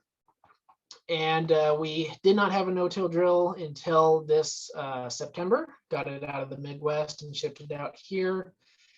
And it works wonders. We loved it to death. But as you see, no-tilling crossed here, you still have a lot of soil showing back here behind the drills and behind the drilling where you've gone. And to get a thick, that's not a thick enough mulch to do what you're trying to do. Years and years of that may get there, but you notice across the river, even though they have been doing it for a decade, 2 decades plus, a lot of places there's still a lot of soil showing, and you're still dusting it in the fall. So hence it's just not enough of a cover to do that. You have to come up with something more than that. The bottom left here, it was an experiment we did this fall before we had the no-till drill. That is a drill that we took packer gangs on. This is before we were trying to deal with this. That was to be able to pack and seed all in one pass, mostly for perennial or small seeded stuff. And so that is standing wheat and one of the fields that is heavily contaminated with cerari. And we direct seeded into it this fall. So just watered it and ran over it. We thought the packers might work as kind of a roller idea. It didn't really be too effective. The straw just tipped over and popped right back. So that, if you think just, well, some kind of packer is going to work, it's not. You really need that crimper, that horizontal plane to crimp it to be accomplished. And you know, you look at that and go, wow, that is really thick. There's no soil showing there whatsoever. And it still came up. It was pretty impressive. I'll get into what all this stuff is later, but you can get through that mat. So mechanical changes that we made, and just to recap, it's all about the mulch. If you do dust or organic, depends on your environment, depends on your situation, what you can do and where you want to go. But keeping that soil structure, so hence even in a dust mulch situation, you're not disturbing anything below that 3-4 inch plane. So all that root system that is down there You're just shearing off the top. You're leaving all those highways up and down for water and nutrients to go up and down and maintain that organic life, worms, earthworms, and everything else down there. And how do you know what to do? It's there is no answer for that. It's what's best in your situation. Are you those guys in Alderdale and Bickleton, or over in somewhere where it actually rains, or irrigated dry land? I mean, it makes a big difference, and it depends on your situation. There is no good answer with that. How do you make that transition? We're still working on that. It's a process, and come back to me and we may have something worked out eventually, but it's a process to how to transition that kind of mulch. It's not easy. And then how do you, once you do get that mulch, how do you maintain it? And that's another one, is just your rotations. You have to think about, how do you do this? How do you maintain, grow that kind of mulch and maintain it there and go adequately go through it. Side benefit or side quirk is, if you get your ecosystem working too well, all of a sudden it starts breaking down and decomposing too fast on you, and you have to figure out with some higher carbon and nitrogen ratio residue on top to make something last too. So I mean, it's how all do you do this? And then we did a whole bunch of biological changes. This guy up here in the top, if you do any kind of YouTubing or Googling or anything about cover crop or regenerative ag or anything like that, you'll find him real fast. His name is David Brent. He's out of Ohio, and he's really famous for making these pictures with these massive tiller radishes that he has. Here in Klickitat County, we're just not flat as big as Ohio, but we had a pretty nice attempt anyway, so we figured better have that tossed in there too. And some pictures of just all the mixes that we did. So this, I'm going to go into a plant ID thing. So anyone that wants to take their mic off and shout out some of these, I don't have time to wait, so I'm going to have to just bounce through here unless someone shouts. But what is this? You should know this one.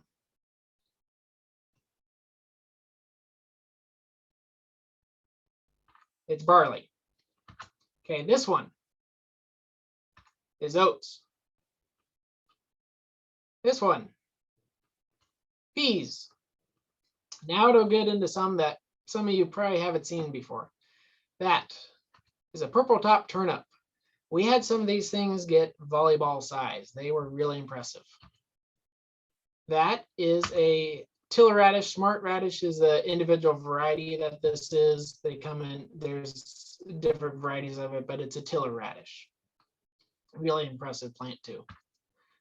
That is an impact collard. Really neat how you get these laundry basket sized leaves off of there and a deep taproot. Really kind of a neat plant. That is a much younger impact collard on the right and a Bayou kale hybrid on the left. Side note, or thing, all these things were things that we grew this year on this place, grandparents, mine, dad's, and etc. This is a lentil. That down there is common vetch. Going after the purple stuff here, the purple flowers. It's Facilia. Never heard of this one before 15 months. I by no means am an expert on all this. I was on the phone with the seed dealer trying to figure out, take pictures, send them, and talk to them as what is this stuff. Learned a huge amount this last year by that. This is a really, really neat one. You go out there and literally the entire field is just buzzing with insects. It's really, really kind of neat to go out there and it's just a solid buzz the entire time. This one is safflower. Sorry, not the best photo ever. Not super impressed with this one. It grows, it's there. It only gets a couple feet tall and it's not a lot of biomass to it, but it does exist. Back one, if you're back east, everyone in the world will know it. Out here, it's a little more foreign, of course. Soybean. Very similar, mung bean. A little bit taller, more oval type leaves up there, and supposed to be much bigger plant is cowpeas. This was late in the year and a little down So stems down here, up here, the seed pods there, and the leaves. This is faba beans. Very interested in this plant, trying to use it again and see how it can be used even in a grain type scenario. So this one, more of a tropical one, stem up there. This stuff, of course, we don't have the climate, but it can get about 11, 12 foot tall. It's sun hemp. No relation to hemp or anything like that, or cannabis, anything like that. But it's a really neat plant. Definitely want to do this one again. That one with the brown head there is brown top millet. This one is a hybrid, actually. It's a pearl millet. Very good plant. Problem with this is it's a hybrid, and so the seed is double the cost of all the other millets. It definitely does well, but I don't think it does double well as everything else. So definitely a good plant, but economically probably not the best thing to do. There are other options. This guy, I never even knew what I was getting into here, but that is a dwarf sorghum. So this was only, I think it only maxed out about 2.5 foot tall or so. It's not sorghums that are 6, 8 foot tall like everyone thinks of. Dwarf one. It was wonderful to see this understory in our mixes, and it just did amazingly well. It was very, very thick and pretty neat to see. This on the left is that dwarf sorghum. On the right is foxtail millet, another millet very similar to the brown top millet in growth patterns and stuff. Really like it, did really well. That one, again, sorry, it's not the best picture in the world. It's wilted and stuff. It's the first thing to wilt, but that is buckwheat. Grows quite well here, flowers and forever and ever. One of the first things to be drought intolerant, and it'll wilt on you real fast. This one you never see north or up here at all, but that was kind of neat. No, that's not buttonweed. That is okra. Decided to try that. I definitely want to do this again. It was pretty neat to see in there. So, all right. So with all those choices, what do you do? So we did all sorts of trials. This was a spring mix, as you see through there. And if we had lots of time, it's a lot of fun to go through and start identifying all those seeds in that drill there. But as you can see, there's a broad spectrum of legumes, cereals, and brassicas, along with a few broadleafs in there. So what we did, this was our cover crop, not truly a cover crop. It was more of a diverse forage. And that was that 12-way mix. We seeded this, we did 80 acres of dry land seeded on April 9th and 10 acres of irrigated seeded on April 3rd. It was intended for hay and slash grazing. Of course, you go with all those different seeds. How on earth do you figure a seeding rake with that? Because I've only ran barley or wheat or maybe oats and maybe peas through my drill before. So how do you do that? And a couple of different ways. Of course, you can do the research and look it up. Great Plains, because they're out of the Midwest, on the back of your seed box has a lot of these things already there, and you kind of just average them out. We went through and calibrated the drill, did the number of circles for an acre, for part of an acre, caught the seed, weighed it, and calculated it out. And a neat thing you find is Mother Nature has a neat talent that if you're talking just whole random numbers, that seed density, bulk density of seed is almost all the same or real close. So hence it really doesn't matter the seed size. And we didn't have any real problems if it's separating. A lot of people would be worried about it separating out in the drill, and I never noticed that as a problem either. But you have that, how do you seed that many different sizes together? And the bulk density is actually about the same. So it's really neat how Mother Nature does that. We seeded this at 50 pounds an acre, both dry land and irrigated. Of course, with dry land being the focus, that was what we're aiming for. This is way light compared to a lot of people we're trying to push and tell, but looking at it, it was plenty thick enough, and I don't think there was really reason to go any higher than that. No fertilizer was applied during seeding. And this is a couple pictures of it emerging, and then of course as it gets up and going here, really pretty neat. So this was cutting it, and I'd love to spend more time here, but I don't. If any of you go back and look at the recordings, pause this and zoom up on these photos and you start looking at how much there is. It looks like a whole bunch of grasses, but no, that's actually a pretty small amount. They stand out and look like the most, but dive in there and you just see more and more and more stuff. It was really, really kind of neat looking at that. And so this is late in August. So this is not long before Marty had that picture of Mount Adams up there with almost no snow on it. So this is dryland. This has not had a drop of rain on it since March, and Hayden end of June.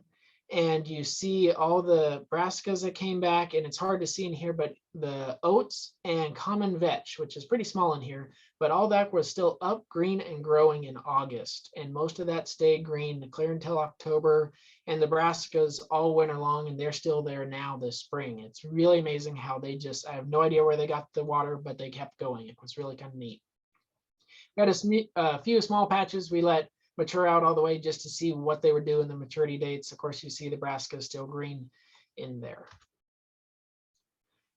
All right, another experiment we did was peas, and no, that's not a spelling mistake, peas and barley together, parley. My goal was to get a 60 or 50-50 mix of peas and barley in the combine. So we seeded them at 60-40% in the drill in March 22nd, so plenty early. The stuff that had barley, we put on 20 pounds of starter with it in row. And this was a complete and utter mitigated disaster. This was not the year to grow peas. If any of you knew anything of growing any kind of spring crop of any sort this year, it really sucked, and think peas were worse than that. Yeah, it was just a disaster. Learned though, we did learn lots of things. So this was the same, we did that shallow disking and seeded right into this. Because of that was so early, we were still having freezing nights and stuff, and so I outran the sprayer trying to get it in. This was a hayfield spring barley the year before. And so I was concerned, okay, if there is volunteer, it's not going to affect, I'm going to cut it for grain, who cares? And found out that volunteer, it does come through, but not much of it. So it's kind of a good or bad thing depending on what you're doing. If you're going into forage, who cares? Growing into winter wheat, well, that's a problem, you need to take care of it. But keeping an eye on, is a volunteer a good or bad thing? And sometimes keeping cost down of that spray if you don't really need it. And if you look at the price of Roundup this spring, I think you'll be looking for alternatives too. And even though it was this miserable spring and it was a complete disaster, everything sprouted. We had solid rows. Germination was not the problem in the slightest. It was 2 waves of over 100 degree heat at flowering and filling seed, and it just fried it alive. It just did not work well. Seeding mixes. When you seed cereals and legumes, especially, or anything else, it looks deceiving. It looks like cereals just overwhelm everything, and they don't. It's kind of interesting, both in the seed mix and in the stand mix. You think that cereals are 80-90% of what's out there when they're actually only at like 40. It's amazing how deceiving that can be. So just take that for note if you are mixing stuff that, hey, it does look deceiving. And harvesting a short crop, especially peas, sucks. This was a miserable, miserable task, eating a lot of dirt, breaking a lot of things, pounding your head, and really wondering your choices in life through that. Don't suggest doing that. It was miserable.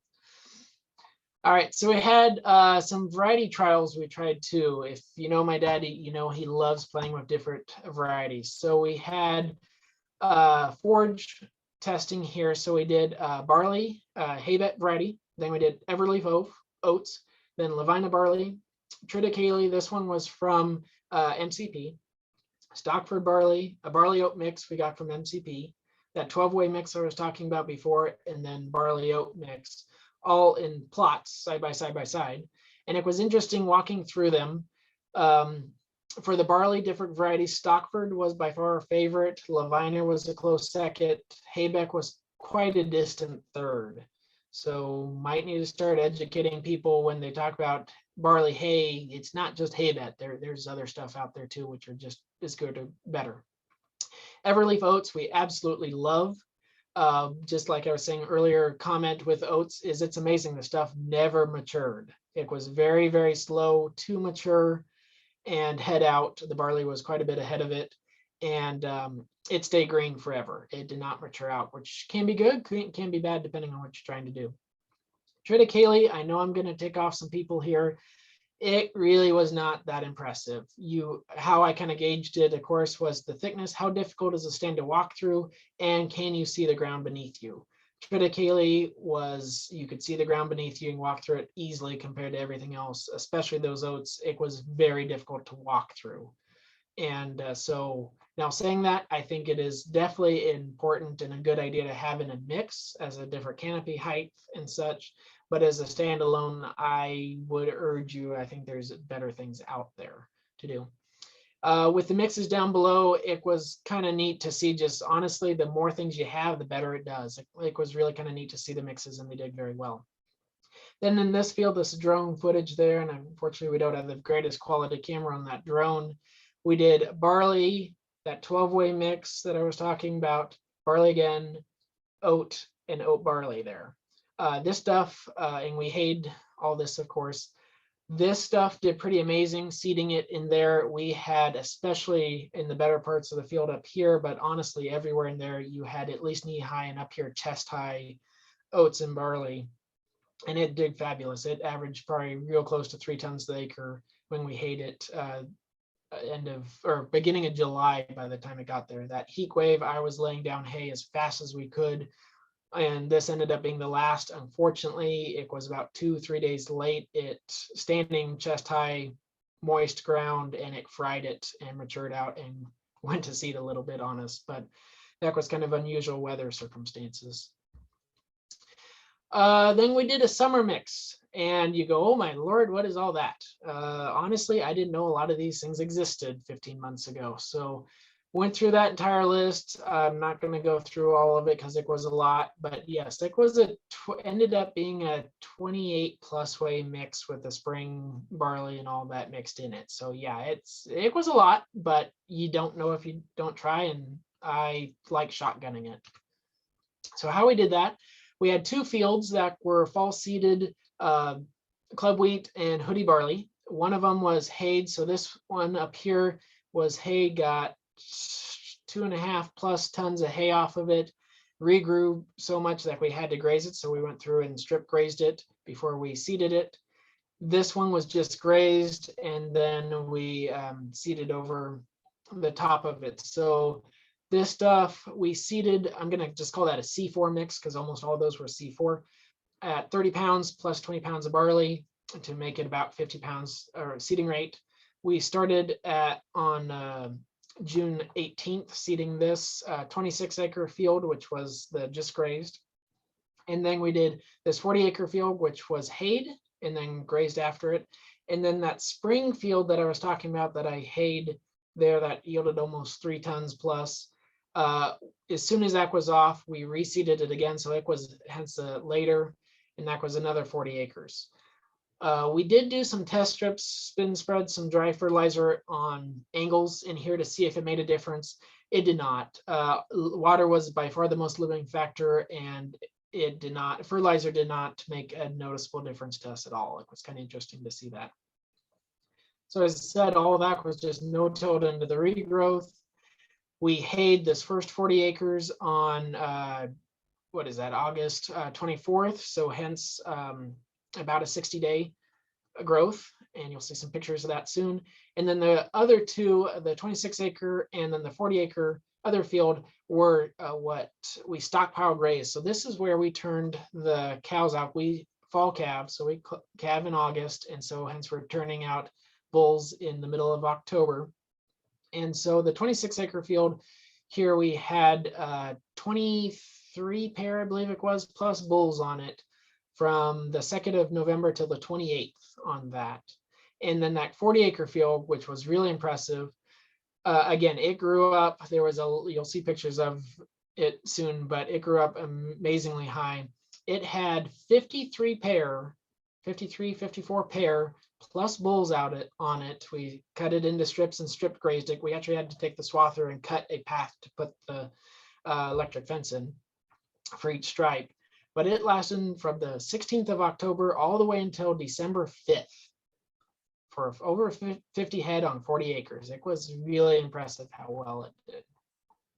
This picture down here, if you want to poster child for regenerative ag, that you can't get much better than stuff sprouting up through a cow pie. So this is pictures of that 26-acre field as it was coming up. You really need to identify or attempt to identify all this stuff. A lot of phone calls and pictures back and forth to try and figure out what this stuff is. A lot of these grasses, especially that dwarf millet, looks like barnyard grass coming up. So it was kind of neat to see, and then all the legumes and stuff. Another picture. This field is watered by a traveling end gun, which is also kind of new to us. Does not work super well with this kind of wind that we have around here. Strangely enough, it blows. And you notice through the top of this and down in here, there is a shallow soil part through there, and water made all the difference. I mean, it literally went from 6 foot to 2 foot in a couple of feet, depending on water. So that was a bit of a challenge for us to go through. But as you look through here, you just look, and the more you look, the more stuff you see, which is really pretty neat and awesome, I think. So this is a field we hayed. So this is looking over that first 40 acres. I know you can't tell from this drone footage here, but this is over 6 foot tall. Really impressive. It was difficult to water. We had 2 wheel lines watering it, and then we got to the point where they couldn't navigate, and even 120-degree heat, you just can't keep up. We had water skips in it from wind, and you just flat out can't keep up when it's that hot. It's hard to keep going. This is that first 40 acre, or that second 40 acre field I was talking about that we did the spring trials on. As I said, it matured on us a little too fast, and so it was thick, very, very, very thick, with barley and oats in there. Of course, you just see the barley heads, but the oats are in there too. Deer ended up taking the wheel line paths or drill paths there and making little channels out there. We didn't really realize it until the cows grazed it through, but we had I think it was 15, 18 deer camped out there all summer long, and we never could see them because they were shorter than the canopy out there. But this picture at the top of that is some of the C4, the corn and the millets that got frosted off after the 1st of September frost we had. The understory is all green still. It was just the tops that got frosted off. You see some sunflowers and stuff in there. This bottom picture is Nebraska. So this is that spring mix that I was talking about. We hayed it, and then the brassicas came up, and this is a lesson why you don't want brassicas as too much of your population, because they take over. They filled areas 4 or 5 foot in diameter and just choked out everything else in there. Granted, we had, as I said, volleyball-sized turnips and everything that were just massive in there, but it does choke out everything else. Still hays just fine though. So this is haying that mix. We have a rotary swather, and it is new enough. It has a double conditioner. I know a lot of you are instantly going, how do you dry that down? It dried just fine. There was no problem with it drying. That double conditioner, I'm sure did a lot to it, but it was not a problem to hay in the slightest. I was really impressed how well it worked. And it was just fun to see all that neatness. And we're feeding that elk right now to cows. And the neat thing with it is very, very readily digestible. In other words, it molds real fast. So hence it is really good quality and did very amazing through there. This is some of the stockpile grazing. So this is that 26-acre field I said. So I let this just mature all the way up until frost killed it out the 1st of September. And then as we had frost through September, it just killed it more and more and more. By the time the cows got here, we had 1 or 2 little showers. So hence all the top of the millets and corns kind of toppled on us, but it was pretty thick still.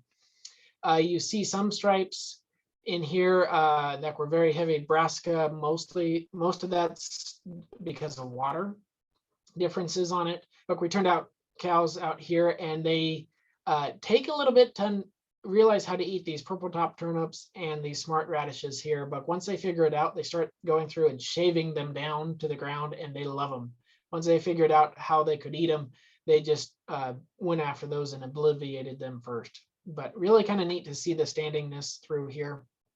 Comment with this is that it actually was out here a little too late and started to decompose. So by the time we got here in the middle, into November there, it actually started to decompose. So be cautious of that depending on what you're doing. This is something you don't want to not graze until late in the year, because it'll probably start go downhill on you. So this is after the cows went through here. This is Nebraska area you see, and that's where it shades out and you have a lot of soil still showing. The left and right, you have all the millet and corn and sorghum and stuff laid flat, and that's pretty decent map there. You don't have any soil erosion there, and you have cow pies all over the place, so that's kind of neat. So this is that 40-acre field that we turned the cows out on, and you can just tell, I mean, that is a mat. That you can't get a thicker mat than that. So that's kind of neat. The cows, as they went through it, they just kind of shave off layers, the top layer, and then they go down, go back down, and they work their way through about a foot high layers and just work their way down to the ground. It's pretty neat. Pulled up a purple top turnip and you find an earthworm. Almost, not always, but almost always when you pull up a root mass this year, you found an earthworm, and that's kind of a neat experience too. Then down in here, this split on the bottom right here, that is where you had the brassicas versus the not heavy brassicas, and you can see how they did shade out a lot of other plant material and left the soil a lot more exposed than otherwise.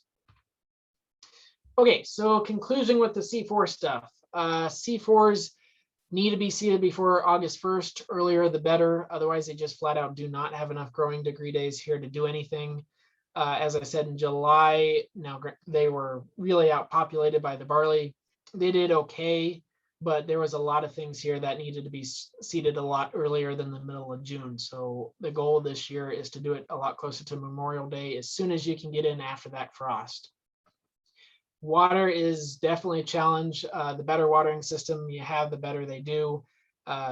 It was very dependent on water. I mean, you had major height differences side by side, all depending on water. Love the diversity and all that. As I said, I mean, that was a huge shotgun approach of mixes. Make some alterations to some things that didn't work well, others I want more of, or do things differently in some other manners. Amazing the difference in the fields. So especially the two that didn't have the heavy barley crowding it out. Same time, same conditions, just two fields about a mile apart, and very different mixes in them. Different things came up quite differently in the two of them. It was kind of neat to see the difference in that. Forage banking is a great idea, but be mindful of the species and timing, frost time versus planned grazing. The C3, all the barley and oats did fine, and after that protected a lot of the C4s that were in there. The straight C4s started to go downhill and started to decay by the time the cows got there. So be cautious of that. That is a neat trick that they use a lot of in the Midwest, and we can use it out here too. It's just a little different, of course. With the right hang equipment, hang is not a problem, and it's really kind of neat to see those windrows and stuff, but that's really kind of neat. Seeding rate, I know there's a lot of people that will argue against me a lot, but I found there was no reason to be over 30 pounds an acre. We did 30 pounds of C4 plus the barley, so it ended up being about 50, and it was flat out too thick. We did not need to spend the money on the seed to make for that much seed. They would have filled out quite well and done just fine. So there's really no reason for that high a rate, in my opinion. And if you do a lot of research, there's a lot to be said for low seeding rates out there. So that's another neat avenue to look at. And this entire thing with that diversity is you start looking at, you're not counting pounds or bushels per acre like we're all used to seeding. You really need to start seeding on number of seeds or plants per acre. Look at the number of seeds per pound and go for your number of plants per acre you're going off of, not off of straight pounds. You'll start seeing this. I mean, I heard of talk in college about wheat, and we were trying to figure out how does that make a difference in the world by start counting seeds per coffee can worth, but it does, and it's amazing how much. And really start looking at seeding stuff by seeds or plants per acre, not by sheer weight. Then this is what we did with that 40-acre field. So it actually when we hayed it, it came back, regrew quite well, and we so much we had to run the cows through it again. Such a horrible problem to have to run your cows through things to graze it off. And had the stubble here, it was sprayed, of course, and then we no-tilled winter wheat into it, and it's doing quite well thus far. And then we weren't done. Why not? So you saw this picture before. This was our fall seeded stuff. So this was all in standing wheat stubble. It was watered with wheel lines and then immediately seeded behind it. No fertilizer was applied, seeded at 20 pounds per acre. And we did 160 acres in 4 different fields starting in the 6th of September. As I said, it was right behind the wheel lines, so hence I was bouncing fields constantly every day behind the wheel lines to seed the next few passes over. Very, very heavy in the legumes, and then the brassicas with intent of getting nitrogen in the soil and doing that deeper tillage. Obviously, we figured the wheat and cereal rye would do plenty for the grass complement, and they did. This is why I say don't worry about seeding C4s. I figured, well, if we have a right Indian summer, will some of your fastest C4s go up there and get some biomass? No, don't try. It's not worth it. That was a waste of money. So even in September, they were frosted out instantly, and it's not worth trying that. If you can't get C4s in early, don't worry about it. We have plenty of grasses around here that'll produce enough to do fine. You look at that and go, wow, that's quite a stand there. Again, if you have time, go back in here and zoom up on here. The more and more you look into it, the more and more stuff you find. And it was really kind of neat to go out there. It's overwintering very well. The intent with this is to graze, early season graze, to be able to save some feed, some hay, and then possibly hay some of it for the cows if the cows haven't gotten there yet. All right, so conclusion, it's a work in progress. It's a major work in progress. I have no straight answers for you here. I mean, it's a major work in progress that will never really end either. So one time doing any of this is really not going to change much. It's a philosophy change. So hence you need to think about, it's not just I do this once and I'm good. No, it's you're changing your philosophy, you're changing your practices, your rotations, and it's a new way of thinking, which is different, but not necessarily bad.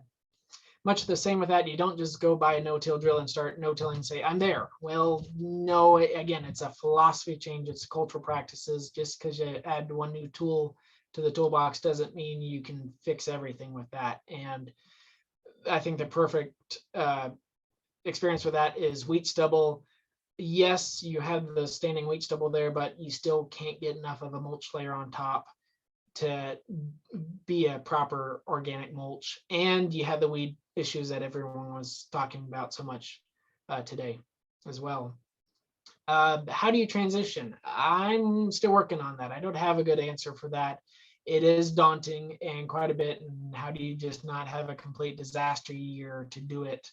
Do you have a part of your rotation is 1 year is solely building soil carbon or organic matter to roll on top? It gets kind of spendy to do that, but how else do you do that, or what do you do?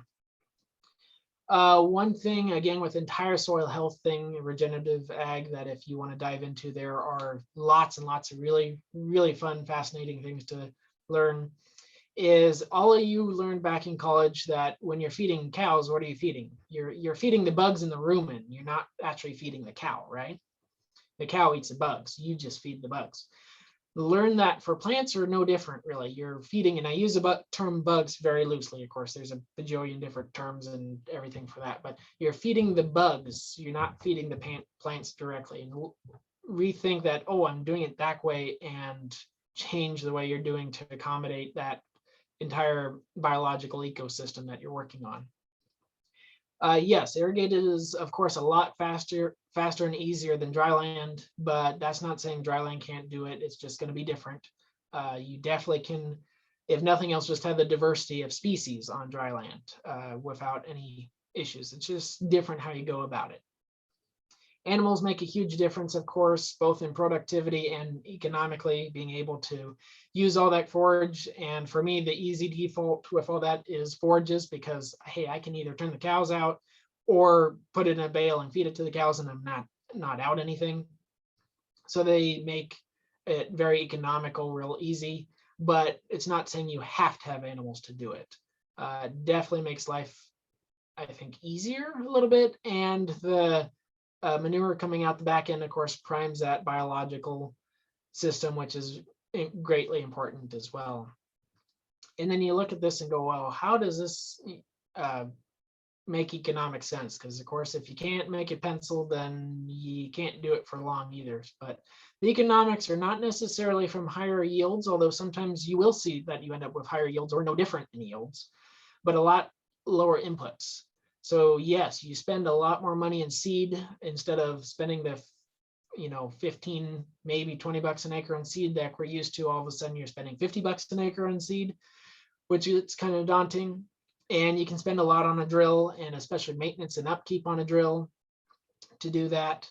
But you're not spending the time on fertilizer, or the cost on fertilizer, a lot less fertilizer, chemicals, a lot less. And honestly, a lot of that's because you can't. When you have that many different species, all of a sudden you can't kill it with chemical. You have to crowd it out, and that's what you're going for, is the environment to crowd out weeds or displace weeds in that manner.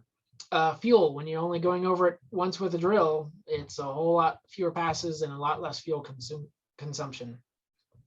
And fewer pieces of equipment. Who likes mechanicking? Not me. So hence, being able to have fewer pieces of equipment, it's a lot less to keep up and maintain, of course. And my idea of thinking is a shallow tillage tool, Kelly disc type or turbo till type. We're still kind of debating on that.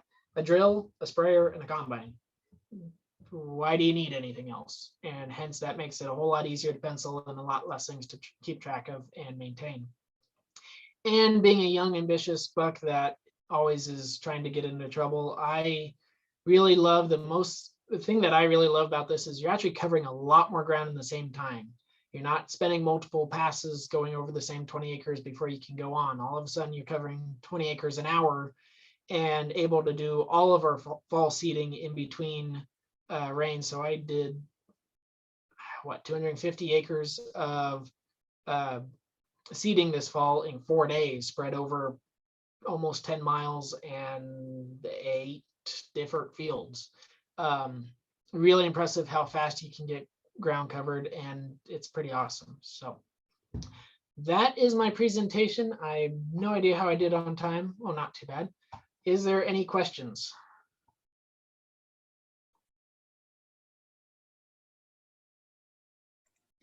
Will, it looks like there's a question. Do you see that? Just a moment and let me stop. It's actually in the Just a chat. moment. There we go. Okay. Careful of buckwheat. Japan has allergy issues like peanuts and zero tolerance for buckwheat and wheat could contaminate. Okay, yes, a good point. Obviously, we have a couple people on here that are very, very primed and know what they're doing and talking about to the east of us here. Yes, buckwheat in a dryland situation, my experience, won't last. It is far too drought intolerant, and it freezes out at 32 degrees. So hence, it hits 32 degrees, it dies, so you can't seed it early. And it does prolifically seed, but hence if you don't have water, it dies real fast. So hopefully it doesn't contaminate too well from everything that I've heard and or seen. But yeah, that definitely is a thing. And then the other one, what is your fertilization done with legumes or commercial fertilizers? How are fertilizers applied?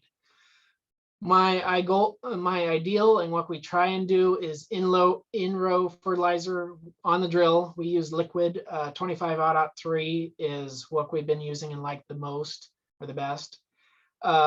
With the legumes, with these mixes, I didn't do anything. And with the straight peas, I didn't do anything. I did inoculate the seed, and I think that's very, very important.